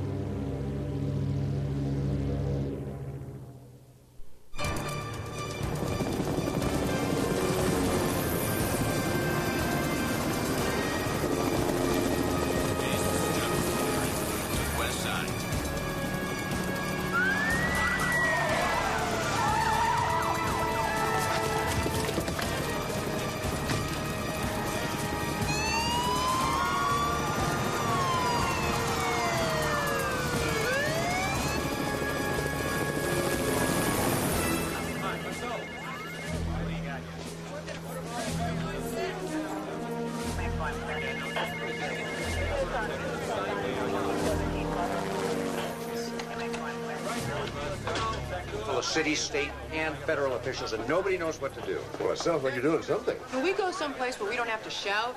Well, there's an interrogation of the men's room. What are you doing? Well, officially, we're looking for a gas leak. Gas leak? That's the cover story? Not just any gas leak. A breakdown in the entire system. That way, whatever part of the city we search for Diane Trent, we can shut down the streets without telling anybody what we're really looking for. What about an evacuation? How? We go public with this now, we'd create a panic. Everybody would head for the nearest on-ramp, and the freeways would be totally jammed. We couldn't coordinate our search parties. Have you found anything? The first place we checked is where the Kallstrom family shot it out with the LAPD. Which is now under the West Side Mall. Well, she still might go there. Now, we've cordoned off the whole area, 3 blocks square. SWAT team's doing a door-to-door. Haven't found any sign of her yet. Well, she could go to other places to make a statement. And we're searching all of them. Every police station, the federal building, every place her father worked. Even the cemetery where he's buried. We got the manpower and the resources. We're bound to find her. In less than 6 hours? We better get moving if we're going to have any chance at all.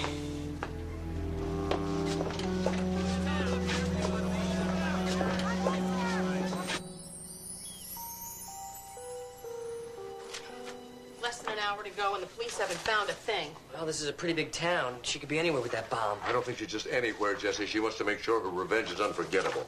I'd say that blowing up half of L.A. is pretty unforgettable. Well, she'll pick some place with political significance so that everybody will know exactly why she's doing it. Where's that Kallstrom massacre file? The officer in charge of the SWAT team that day was David Bryant. He became police chief shortly after that. Made his career for him. Well, maybe she's going after him. No, he's been dead for 10 years. But that's the connection. I know where she is. We've got 50 minutes.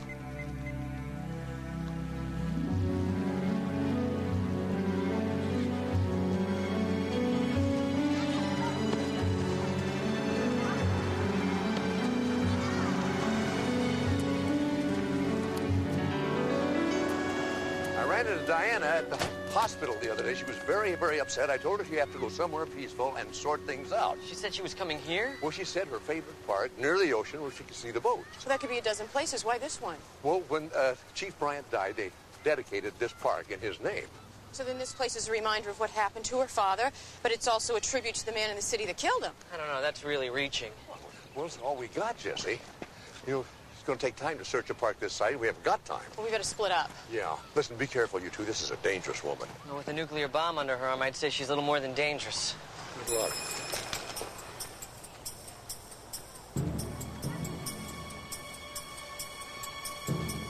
Hey, don't do it.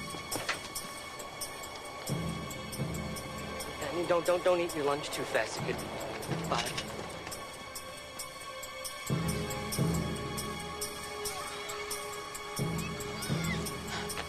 Mark, over there.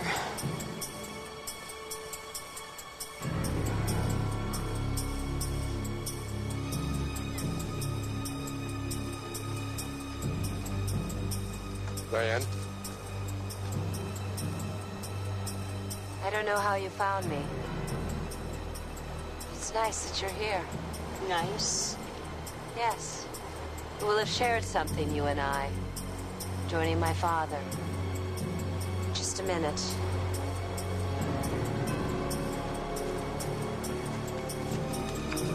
Man and your dad, they're in the line of fire. More people should know about him. Diane, nobody's gonna know anything if you blow up the whole city. They'll know about his hatred for all things impure. And they'll feel my hatred for them at the second of their death. And that will be sufficient. Diane, don't you see it's such a hollow victory? Surely there's some other way. Don't. Hey! Diane, Trent! Diane, no!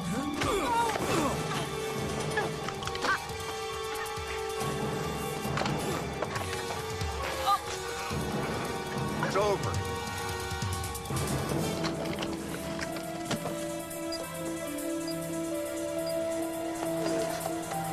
Oh, the red wire.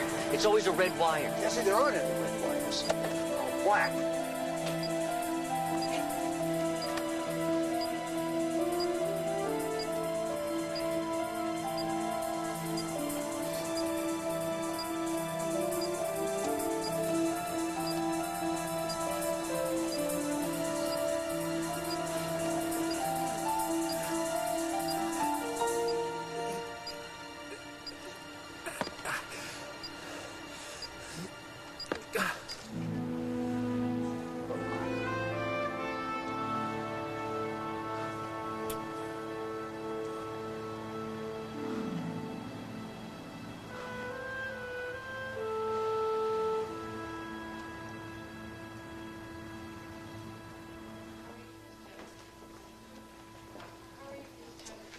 How you feeling?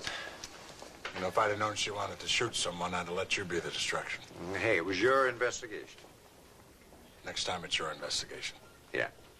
Next time. You take it easy, okay? See you. Amanda.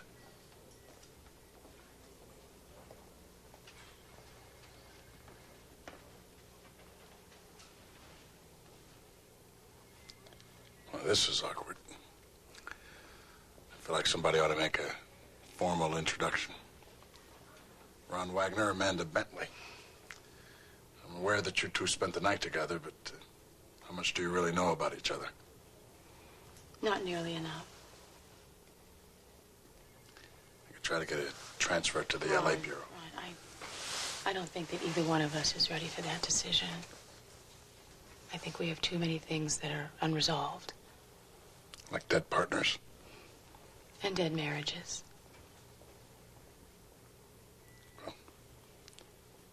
I'd say we could make this work. Except that I know for a fact that distance and relationships are a very, very bad mix. Yeah. It's just that there's so much here. Well, maybe someday if we're lucky. Well, will you at least have dinner with me, Dr. Bentley, before I leave L.A.? Once I get out of this gown? I would love to have dinner with you, Agent Wagner. And I believe I can help you out with this gown. I was hoping you'd offer.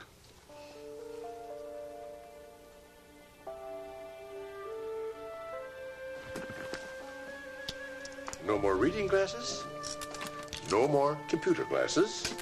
No more distance glasses. So then you're just gonna walk around in a fog all day? Nope. Blended trifocals are 3-in-1 solution to your vision problems.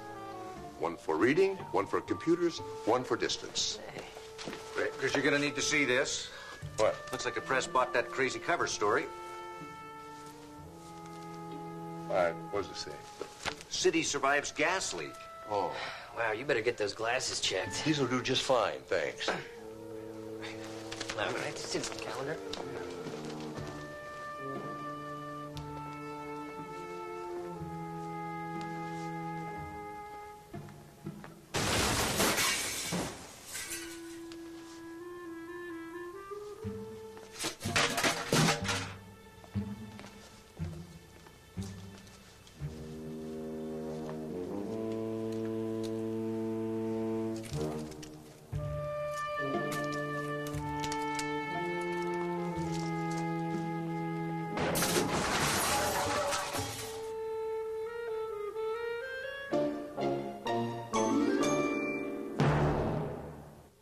Sexual Surrogate is a cutting-edge drama about a dedicated therapist who uses her body and soul to help families in crisis. You want me to buy a series about a hooker? She's a licensed healthcare professional. It's a perfectly legal and compelling side of the medical profession we've never seen before on television. We're the Family Values Network, remember? Our viewers want people to go to angels, not hookers, to solve their problems. What about Big Man on Campus? A theology student with a Bible and a badge.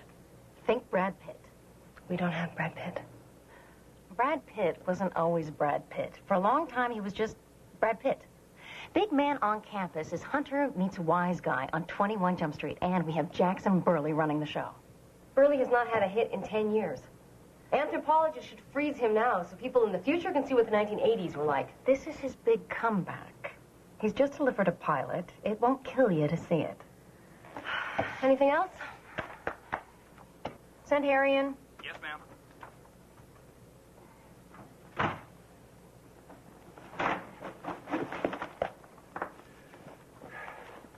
We've got 3 more bags of this in the mailroom. Imagine that. Mail in the mailroom. What's the point? We're all from fans of Space Cops.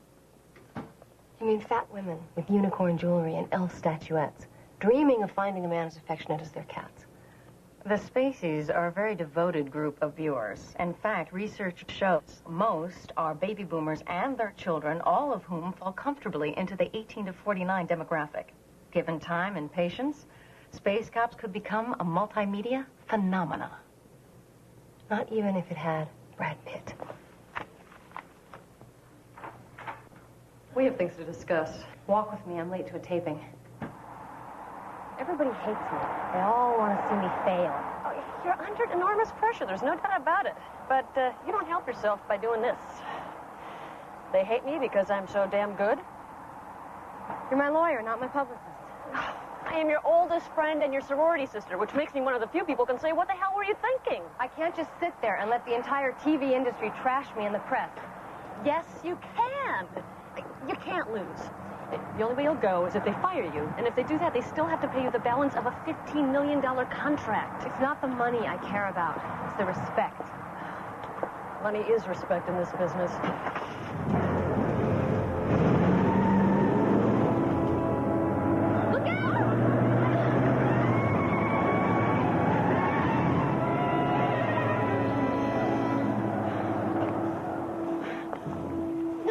Where are your pills?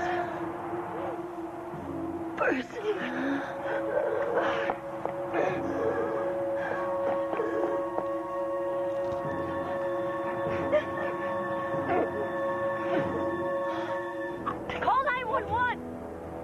Salmon are running. That's great, Dad. What are they running from? That was a joke. Look, Dad, if I can remove a spleen, I'm sure that I can bait a hook with a live worm. Okay, look, why don't we talk about it when I get there? Okay, I do too. You bet. Bye, Dad. You visiting with your dad? My vacation is coming up in a couple of days, and I made the mistake of telling him. Now he wants to spend a week with me fishing in Oregon. Well, that's great, isn't it? I don't know. I mean, I haven't seen the guy since my parents were divorced. That's when I was in high school. He's remarried. He's got stepsons. He's got a big dog. But he's not calling them. He's calling you, and this is your opportunity to get to know him. What's the point now?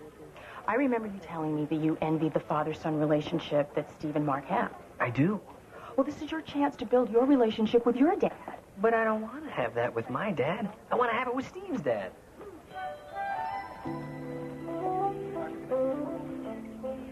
The two most enduring genres on TV are cop shows and medical dramas. You are a franchise. A what? You're a series. I call it Dr. Danger. He heals the sick, he nails the scumbags. His weapons are a stethoscope and a gun. Well, I don't have a gun. Guns don't fly, cars don't talk, and angels don't look like Della Reese. So what? I need you for the pitch, to ground the concept in reality. That's what I'm talking about. Good. Well, welcome aboard. You know, this sudden interest in my life here wouldn't have anything to do with Rachel Woodrow being my patient, would it? A year ago, you exposed my wife as a sick, twisted, money-hungry murderer and sent her to prison. That revelation tore my life apart. By doing this project, maybe I can make some of the pain go away. I'm sorry. I had no idea. No, it's, I keep it locked inside. But you know, a good pitch would probably lift Rachel's spirits. What? Not today. Look, I'll tell you what I'll do. I'll help you with your project on one condition. You leave Rachel alone until she's healthy, till she's back at work. You protect your patients because you're a doctor who cares. There's something like that.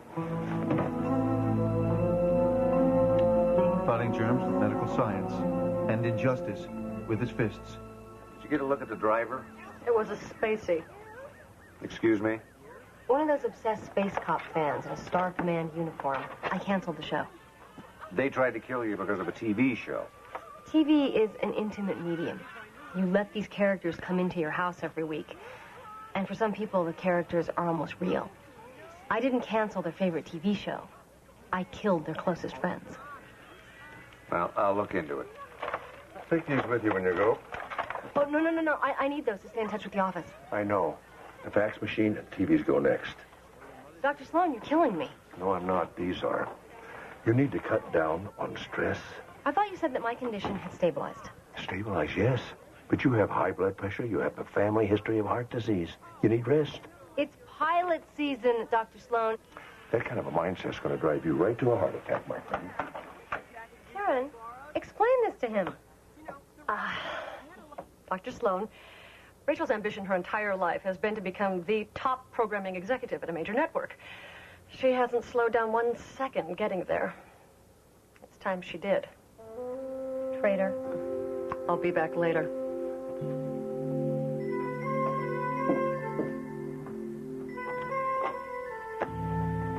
It's a good thing you knew about the nitroglycerin pills. Oh. We were in the same sorority in college, Dr. Sloan. We didn't have any secrets from each other. You know, I have one for you, Karen. That attack was just a warning. She has got to take it easy. Do you think she will?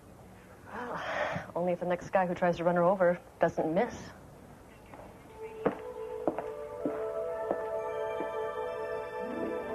Hey, Space Cops, this is Normac. Yes, you can. Welcome aboard, Lieutenant Sloan. I'm always glad to assist a fellow officer. And you are? High Admiral of the UEO. United Extraterrestrial Operation. I meant here on Earth.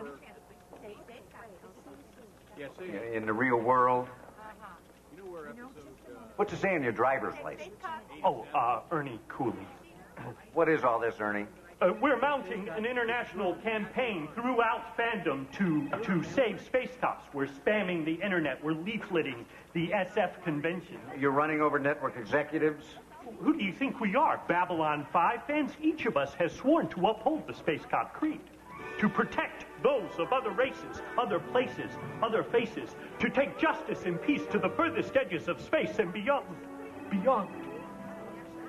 I get your point, Ernie, but whoever tried to kill Rachel Woodrow was wearing one of these uniforms. Clearly, this is an attempt to besmirch the species. Anyone can wear the uniform, but not everybody can embody it and the ideals it represents.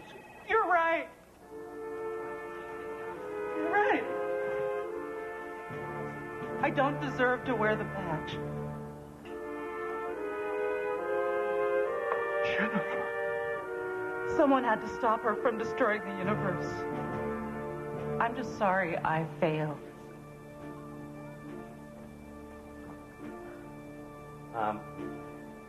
You do all know that this is just a TV show, right?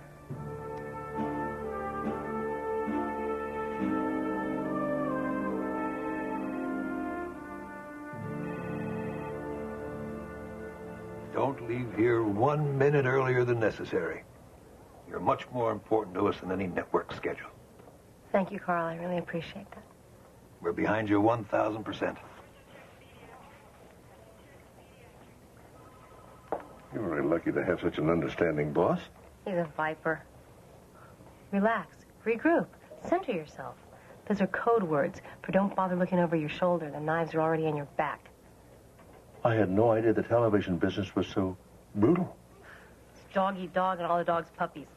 You ever think of doing something else? When can I get out of here? Well, Rachel, I was going to release you today. Good, because I was going to leave in 2 minutes anyway. Rachel, I have told you, you have to slow down. You've got to cut down on the stress. I am the first woman to run a network. If I suddenly slow down, this is going to confirm everything that they already think. That I can't take the pressure. That I'm too fragile. I'm too weak for the job. I'm afraid that's the truth. I'm going to send an assistant to pick up all this stuff. Thank you very much, Dr. Sloan, for everything.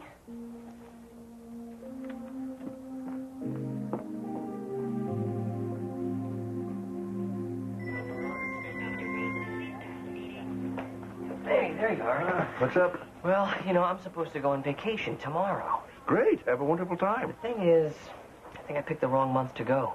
Statistics clearly prove that more patients come in now than any other time of the year. Oh, I think we'll manage. Well, I think you may want to look at these statistics yourself, and while you're doing that, I'm going to call my travel agent and see if I can get another flight. You're that eager to avoid seeing your father. I would rather spend a week in proctology. Calling. Dr. Danger. And his trusty assistant, Derek. It's Jesse. Derek is better, trust me. So, I got a pitch with Rachel. Meet you at her office today at 3. Rachel, she just left here. Well, just shows you how eager she is to snap this up before CBS gets it.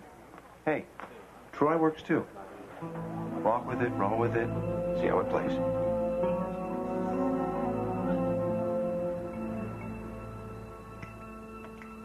Oh. Jackson Burley. Writer, producer of My Gun Has Bullets and the Young Barnaby Jones Chronicles. I don't think I saw them. Even if you live in a cave, you can get cable. Join our culture, Mark. It's fun. Jack, how's it going? Well, I took the back road up, but I will not bite the fat lady's bullet when the preacher sings for me. Oh, same goes triple for me. What'd he say? I have no idea, but I agree with him wholeheartedly. So, you here to pitch Rachel? She's screening my pilot. Big man on campus. That's a man with 2 ends. He's a theology student with a 4.0 average and a 357 Magnum. Oh, you know, I heard the buzz on that is so high you can get altitude sickness just talking about it. Used to be I didn't have to wait for anybody. Got a 22-episode commitment to my grocery list. You know, I think I saw that show.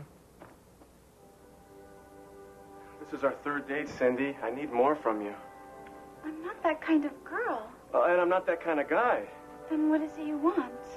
I want to know you, to understand you, to touch your soul before I touch your body. You are different from all the other boys. Maybe I can show you who I really am, what I truly believe in.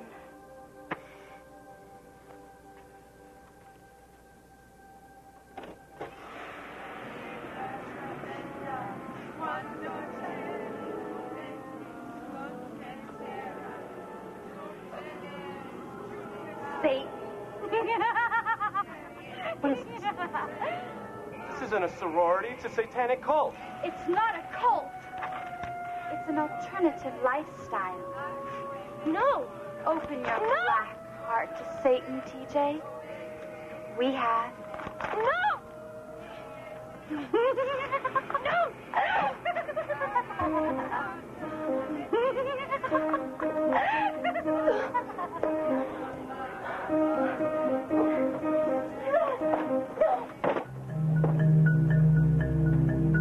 Think you moved her.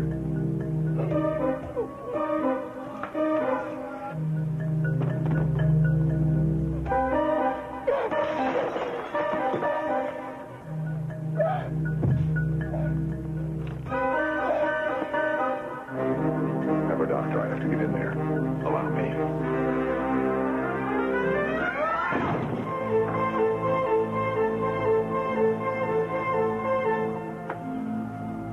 Jack, you know CPR? Are you kidding? I've done 5 medical shows. All on ambulance.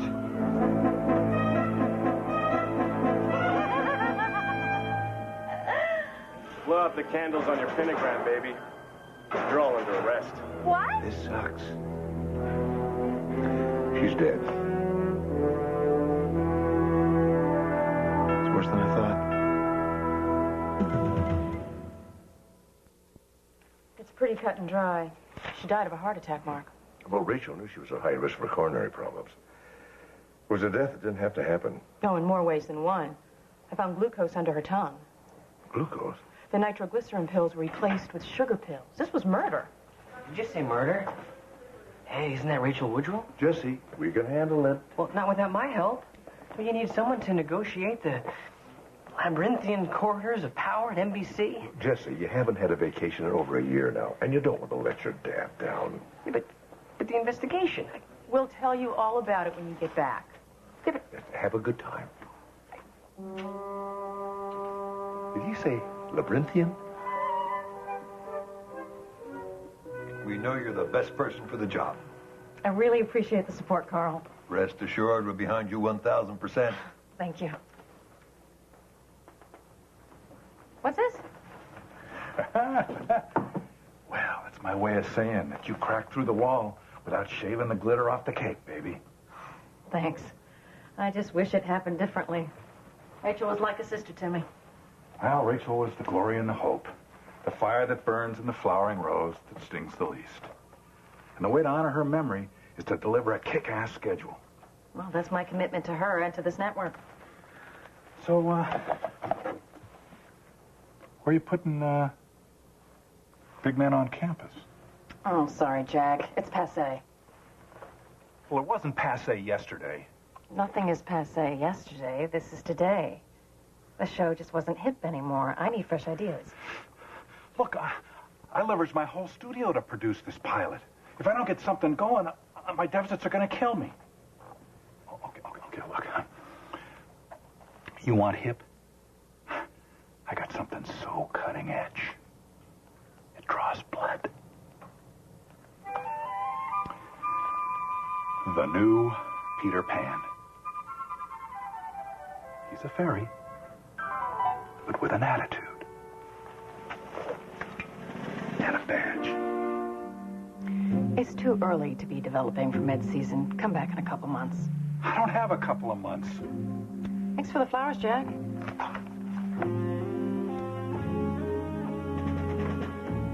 Hollywood is reeling from the sudden death of controversial NBC President Rachel Woodrow. Today, TV's biggest stars share their poignant memories of her brief, tumultuous life. Well, you know, Rachel tried to get Family Matters for NBC. She had this bizarre idea that she was going to revitalize the show. Urkel and Winslow for hire. Tough, gritty private eyes taming the mean streets with their unique brand of crime fighting. You know, she saw it as a drama, you know, the way Lou Grant left Mary Tyler Moore. Hey, it worked for me. It's been said that Miss Woodrow made your career. You got my message. I was beginning to wonder. What message? I forgive you for being late. Bringing Steve was a masterstroke. You got your badge and your gun with you? What are you doing here? Well, you don't think you could pitch this alone, do you? Pitching is a gift, my friend, and you just don't have it. Now, Paige is waiting. I'll do the talking, you fill in the gaps. We came to investigate a murder. Not bad. Try to be more convincing in the room. Rachel Woodrow was killed. No problem. That'll give our pitch immediacy and verisimilitude. You must be Dr. Danger. Dr. Mark Sloan, medical consultant with the police department. That's me. It's his son. They live together, too, which brings the adventure home. We're investigating Rachel Woodrow's murder. Someone switched her heart medicine with sugar pills. A sweet way to die. That could be our pilot. We're going to need all of her appointment books and belongings. Help yourself. They're boxed up in the hallway. You know, you've redecorated the office nicely. Is that your way of saying it didn't take me long to move in? Friendly as Santa, but cunning as a ferret, isn't he? It's pilot season, Dr. Sloan. I don't have time to mourn. I have to create a primetime schedule. Sounds like Rachel's murder provided you with a career opportunity. Yes, it did. Ouch. Do you feel the heat? It'll radiate off the screen. Did Rachel have any enemies? She made careers and broke them. Of course she had enemies. If I'm any good at this, so will I. What about death threats?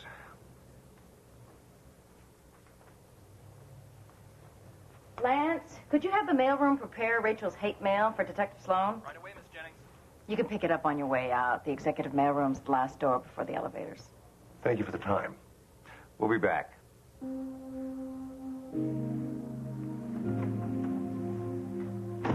Now that is a series.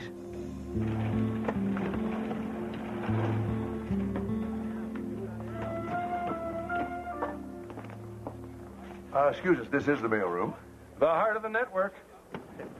Harry Fellows, Manager, Information Services and Operations, which is a fancy way of saying the mail guy. You seem awfully well dressed for mailmen. Oh, we have to stay presentable at all times. We deliver mail, faxes, and packages to every office in this building, from the CEO to the lowest development executive.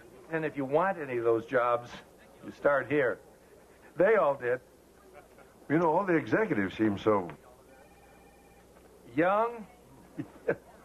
Well, youth is more important in TV than experience. Rachel went from here to running the network in 3 years. Fastest rise and fall I've seen in my 3 decades here. She didn't fall. She was pushed. Steve Sloan, homicide. We're here to get Rachel's hate mail. Saves us the trouble of shredding it. That's all for Rachel? For the month. You need some help down with it? That'd be nice. Okay. Hey, could you give these guys a hand? What are you doing here anyway, Jesse? You're supposed to be fishing with your dad. Well, I've gone undercover to help you guys explore the labyrinthian corridors of power at NBC. You're not an undercover cop, Jess. This is fraud. No, it's not. I got this job honestly, based on my own qualifications. You told him you were a surgical resident at Community General? Oh, you bet I did. You need a master's or better just to get an interview. Competition is brutal. You know, we don't know a thing about politics and network television anyway. Maybe having a guy on the inside is a good idea. Jesse Travis. Man on the inside. Sounds like a series. See, I'm picking up the attitude already. You got enough attitude. You pick up on anything else? Well, Harry told you that Rachel rose faster than anybody else. Paige just beat that record, thanks to Rachel's death. See, it all fits a pattern. Anybody who gets in Paige's way is either fired or they quit. One way or another, they're gone. You think she'd resort to murder? Well, like I said, it's pretty brutal. And you know Jackson Burley, the guy who wrote Big Man on Campus? Anyway, he was supposed to write Jack Blood, Action Fist. Great movie. Excellent movie. $150 million and counting. Anyway, Rachel didn't let him out of his exclusive contract to write it because he had to finish writing the last 3 episodes of the Young Barnaby Jones Chronicles. And when he did, she canceled it. I think Jesse just did us a big favor.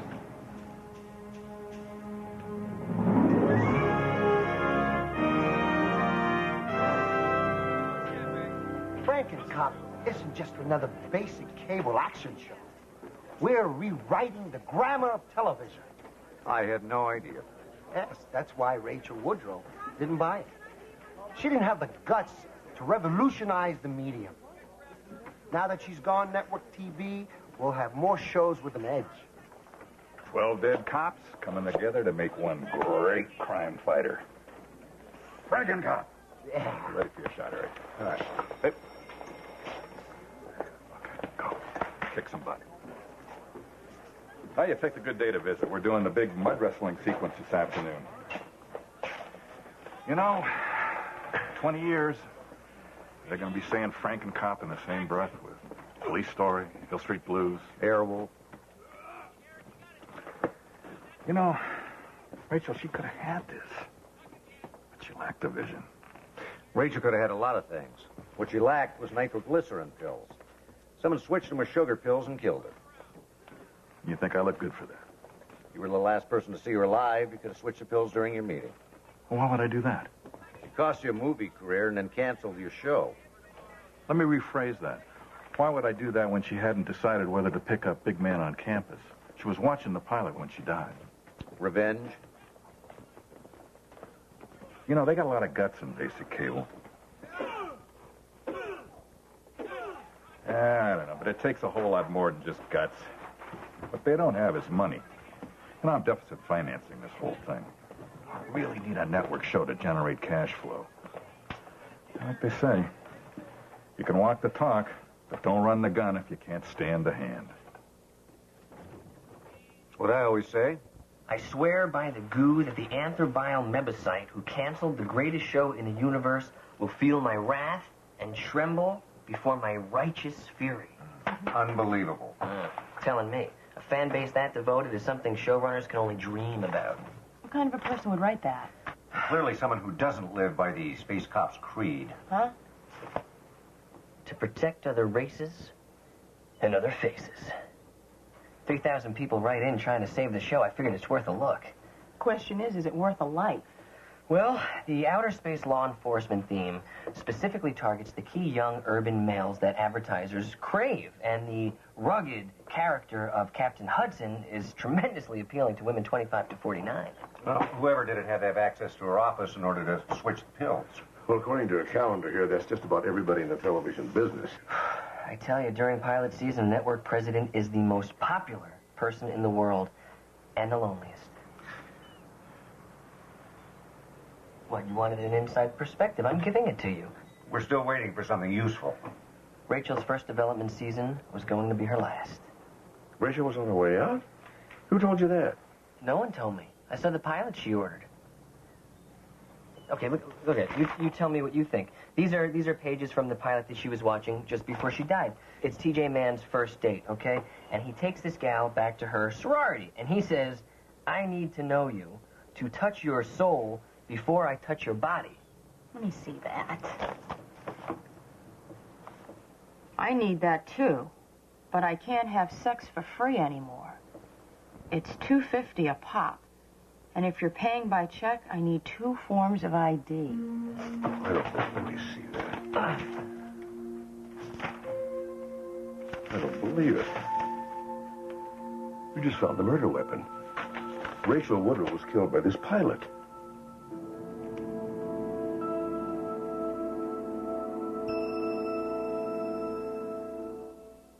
The address is CBS. Welcome home.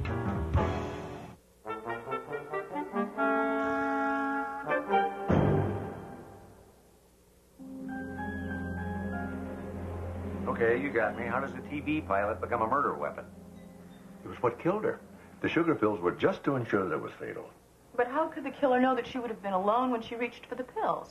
Everyone knew that Rachel insisted on watching the tapes by herself. She's seen so many bad pilots. I mean, if Slim and the Nun didn't kill her, why would Big Man on campus? This one was made especially for her. Look at these pages. Okay, sorority call girls. It's tacky, but it's nothing that Melrose Place hasn't done. That's not what's on the tape. Open your black heart to Satan, TJ. We have.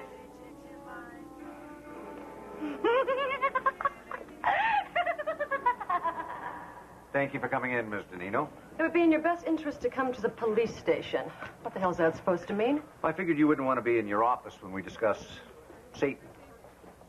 I have no idea what you're talking about. Then my mistake. Sorry for the inconvenience. I'll just come to your office if I have any more questions about Satan.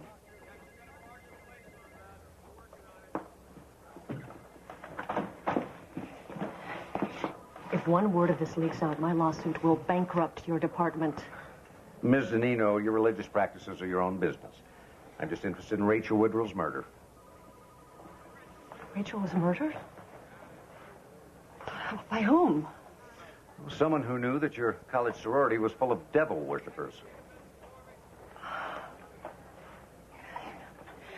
We weren't a cult. Sure, we roasted the occasional goat in the moonlight, but, you know, aside from the Latin chants and the naked dancing, it was like any other barbecue. Bunch of wholesome co-eds out for some good, clean fun on a Saturday night. We were 18 and away from home for the first time. Trying to rebel against our parents. By worshiping the devil. No one took it seriously at the time. It wasn't until we were out in the real world that we realized how stupid we had been. And how damaging it would be if anyone ever found out. To a lawyer in a prestigious firm, I can understand, but the entertainment industry seems to be a little more tolerant of alternative lifestyles. Sure. Do drugs, forge checks, sleep with your sister. Nobody in Hollywood cares. But you light one lousy black candle. And you confirm what TV's harshest critics have been saying all along. Don't think that Rachel and I didn't joke about it in the privacy of her office. There are people in the flyover states who believe that shows like Married But Available and His and Hers and Hers are deliberate attempts to undermine this nation's moral values. And if they found that the woman who'd put those shows on the air was worshiping the devil... Even the USA Network wouldn't have touched her. Satanist? Mm-hmm. In her college sorority. That mean anything to you? Yeah, it means Rachel Woodrow sold her soul to the devil, but she still couldn't pick a hit TV show. I'm glad you find death so amusing. especially since your pilot may have killed her. Well, that's good writing. That's murder. We find out that script was deliberately changed to trigger the heart attack. Listen, you can floor both pedals, but you can't jam the rooster if he's looking down the speculum. I'll assume that wasn't a confession. Hey, the only thing I'm guilty of is taking the worst story notes I ever heard. Geez, that whole Satan angle, that wasn't my idea. Your name was on the script. My script was a tone poem about fragile innocence meeting the brutal reality of the cold streets. So why did you change hookers to Satan worship? Because you don't ignore a network president's notes and hope she'll pick up your pilot. Rachel Woodrow told you to change it to Satanists? She didn't have the guts to tell me directly. I got the facts right here.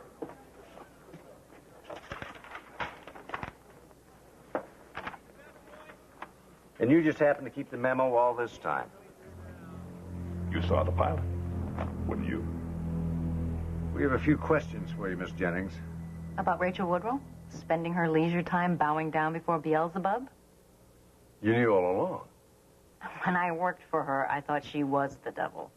I just found the truth out when reporters started calling about 3 hours ago.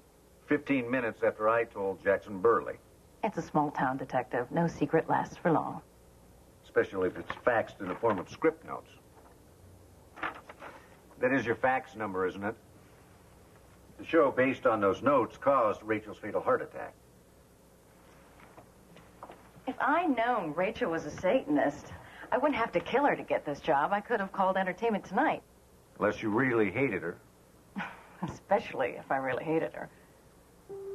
You can give me that Steely cop stare all you want, Detective. It's not going to change the fact that I didn't know. Rachel barely trusted me with the ratings, let alone her deepest secret. You didn't have to. This room's bugged. The hottest story in prime time is full of bizarre twists, mysterious betrayals, and satanic rituals. But don't turn on your TV looking for it. This isn't fiction. It's what's happening behind the scenes of network television. Everyone is talking about fifth-place network NBC, which is reeling from the revelation that the Nets' late president, Rachel Woodrow, was a Satan worshiper and may have been murdered. What was your relationship with Rachel Woodrow? Yeah, it's painful to talk about it, but she wanted me to do a buddy cop show called Siamese Cop. But there was no way I was going to spend 5 years sharing a suit with Scott Baio. Were you surprised to find out about her secret past? Well, I think it explains how the Anson Williams show got on the air. What do you think about the scandal? An urge towards Satanism is much like any other antisocial behavior, a rebellion against the status quo, a way to say, look at me, I'm different. Can a Satan worshiper make it as a network executive? The network president is a Satanist? Someone murders her with a pilot? Sounds like a great TV movie. Oh, you know, people have said that I look just like her. Well, this mystery just continues to grow and grow. Kim, do you have anything... How bad is it out there? Oh, let's just say there's sometimes I'm really glad I'm not in the executive suite. I tell you, that's the one good thing about this job. Nobody ever blames the guy in the mailroom. You think so? At the 6:30 delivery? Uh-huh. It is now 7:15. Wait another 10 minutes before you deliver it, and then see if nobody ever blames the guy in the mailroom.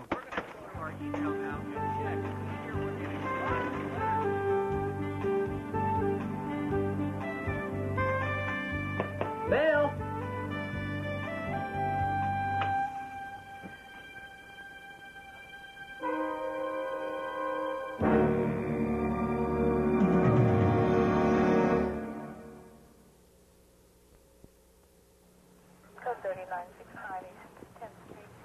If I had any idea she was so troubled, I never would have offered her the job. Did Paige ever mention suicide? Well, she once said she'd rather be dead than work with Tom Arnold again, but other than that, I never heard anything. So you have no idea why she would have killed herself? Job stress. I'm telling you, running a major network is probably the most stressful job in the world. I can see how watching TV all day would be tougher than police work or emergency medicine. Just because the product is entertainment doesn't mean the stakes aren't high. Every decision can mean millions of dollars. And because there are no objective measures of quality in this industry, you never know if you've lost the touch. Did Paige? We'll never know. Personally, I think she had. mean, honestly, guys, if you're gonna pick up a show like Sexual Surrogate, isn't it much smarter to put it up against a show like Touched by an Angel? Give the audience a clear choice. Look at this. Our Saturday night programs are hopelessly incompatible. And the woman did not have a clue how to fight the other network's sitcoms. What would you have done in her place? Well, first... Maybe we could arrange the schedule after we determined why Paige Jennings killed herself? She didn't, unless she tied the computer cord around her neck, jumped off the desk, and knocked herself out with a blunt object. Well, that would mean that it's murder. And maybe this is why. So Paige planted the bugs.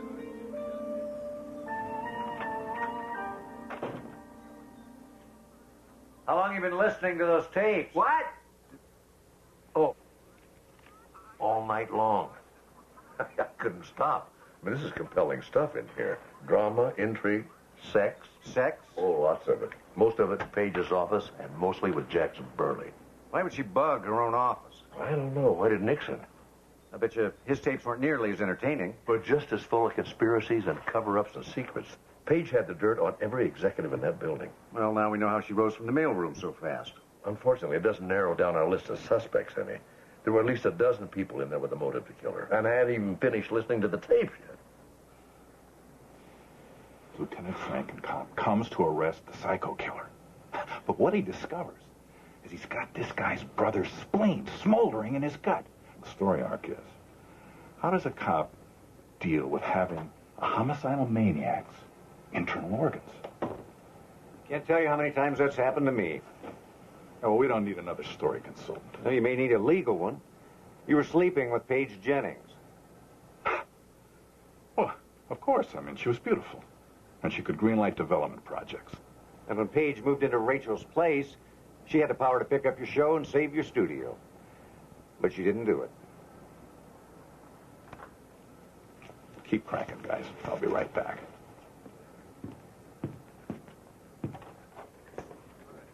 Hey, you're making the natives nervous. They think there are no coconuts up in the trees. They're going to want to move to another village. Losing your studio can be a powerful motive for murder. And don't talk to me about motives either. I've written more cop shows than anybody. And I couldn't have hung Paige.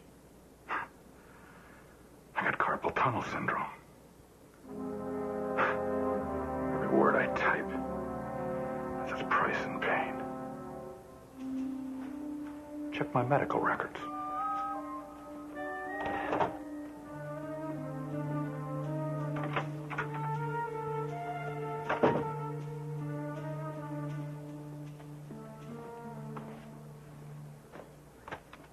What do you think about Dr. Doolittle as a private eye who hires animals as his secret operatives? It's horrible. Well, Rachel Woodrow ordered 13 episodes if she could get Chad Everett. Well, maybe she was killed by viewers for quality television. Yeah, I've heard them all. It's the last tape. And? The one's missing. How do you know? Karen Danino told you she talked to Rachel in her office about their satanic past. Tape isn't there. Why would Paige keep the tapes on everybody, including her own lovemaking with Jackson Burley, and not the one that mattered most? Yeah. And something else bothers me. As Paige said, if she knew about Rachel's secret, she'd just release it to the press. I mean, why go to all the trouble of scaring her to death? Paige always used what she knew against people, until she rose so fast at NBC. You know that missing tape? What if she never had it? I don't follow you. Well, what if she wasn't the one who bugged the office? What if somebody gave her the tapes? I mean, someone with his or her own agenda to have Rachel, Dad, and Paige in her place. Yeah, and Paige has reneged on a deal somehow. Yeah, but who? We're no closer to the killer than we were before. What do these two murders have in common? Two beautiful women who started at the bottom and ended up running a network. And that's how we're going to flush out this killer. Well done. See you tomorrow, then.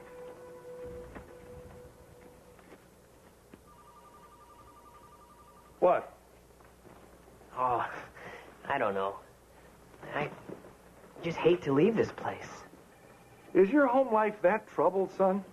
Oh, no, it's just I'm learning so much here that I feel like every second away is wasted time.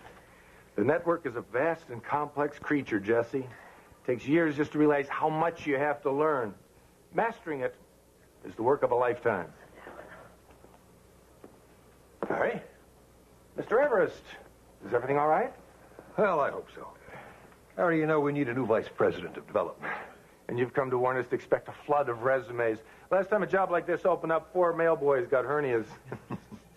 Well, actually, we're not going to be reading resumes this time. You know, I need someone who's got their finger on the pulse of the youth culture, yet at the same time instinctively understands the medium. I'll do anything I can to help, sir. Good. Because I feel really bad taking such a bright young assistant away from you. How would you like to be the new vice president of development? Mansect. What is that? Look, I don't think being half man, half moth really gives the guy that many special powers. No, I don't care if it is Greg Evigan. Okay, lunch at Laguerre, you got it. Bye-bye. Mandy, how goes the medical biz, huh? Let's talk while we eat. I'm starving. Sorry, no time. Didn't my girl call your girl? I don't have a girl. You should get one. They're great. Look at this mess, huh? I got Botchko at 1, Spelling at 2, Paulie Shore at 3. Aren't you forgetting someone? Chad Everett, 2:30. I'm talking about your father. You're supposed to be with him today. Mandy, I can catch salmon any day of the week. How often do I get to spend my vacation programming a network? Like father, like son. My father didn't program a network. No, but he always found a good excuse for not seeing you, and I bet you promised that you'd never be the same way. This is different. Amanda. Derek, my buddy. It's Jesse. Oh, my good friend. Do I have a script for you? 1 minute, go. I like to call it Dr. Danger. He listens to their hearts with a stethoscope. He answers their cry for vengeance with his 357. It needs work. What kind of work? Well, I see Dr. Danger as a young resident, witty, charming, irresistible to the chicks. What about the doctor and his son, the cop? Huh, what about them? Mail. Harry, why don't you just put the scripts on the floor there and put the mail in my girl's basket outside? I'd like to talk to you. You know, I'd love to talk to you, Harry, but right now I'm in the middle of a pitch, so I got a 5-minute window at 4. What is it with mailmen? You're like all the rest. You all start in my mailroom. You all go to the top. And did any of you ever bring me with you? Harry, I've had this job for 3 hours. I mean, give me a chance. I've been here 30 years waiting to be noticed, stuck in that windowless pit. You've been here 2 days. 2 days. You've got VP stripes in a corner office. Hold it, Harry. Just what I thought. You taught Rachel everything you knew, thinking she'd get you out of that mailroom. When she didn't, then you pinned your hopes on Paige. I did everything I could for her. You bugged all the offices to give her the dirt she needed to get ahead. You even had Rachel removed by faking the faxes to Jackson Burley so he'd dramatize her secret. So his promotion, it was just a trick? I'm afraid so. I figured if we promoted somebody with no experience and no talent, you'd crack. Thanks a lot. Put the gun down, Harry.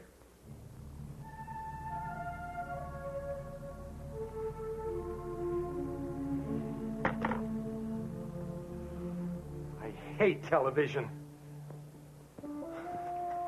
You have the right to remain silent. Anything you say can and will be used against you in a court of law. So how did you know it was him?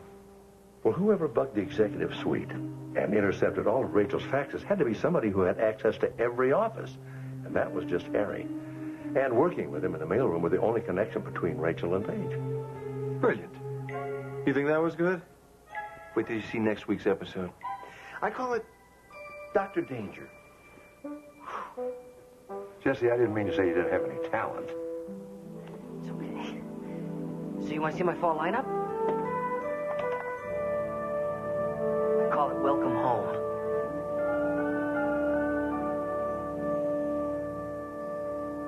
He knew about my secret past as a call girl, my affair with his brother, and the forged checks. I had to kill him, Doctor. Well, you would have gotten away with it, too. If only you hadn't polished your fingernails. Read her her rights. Oh, make sure that she gets one of these pills 3 times daily.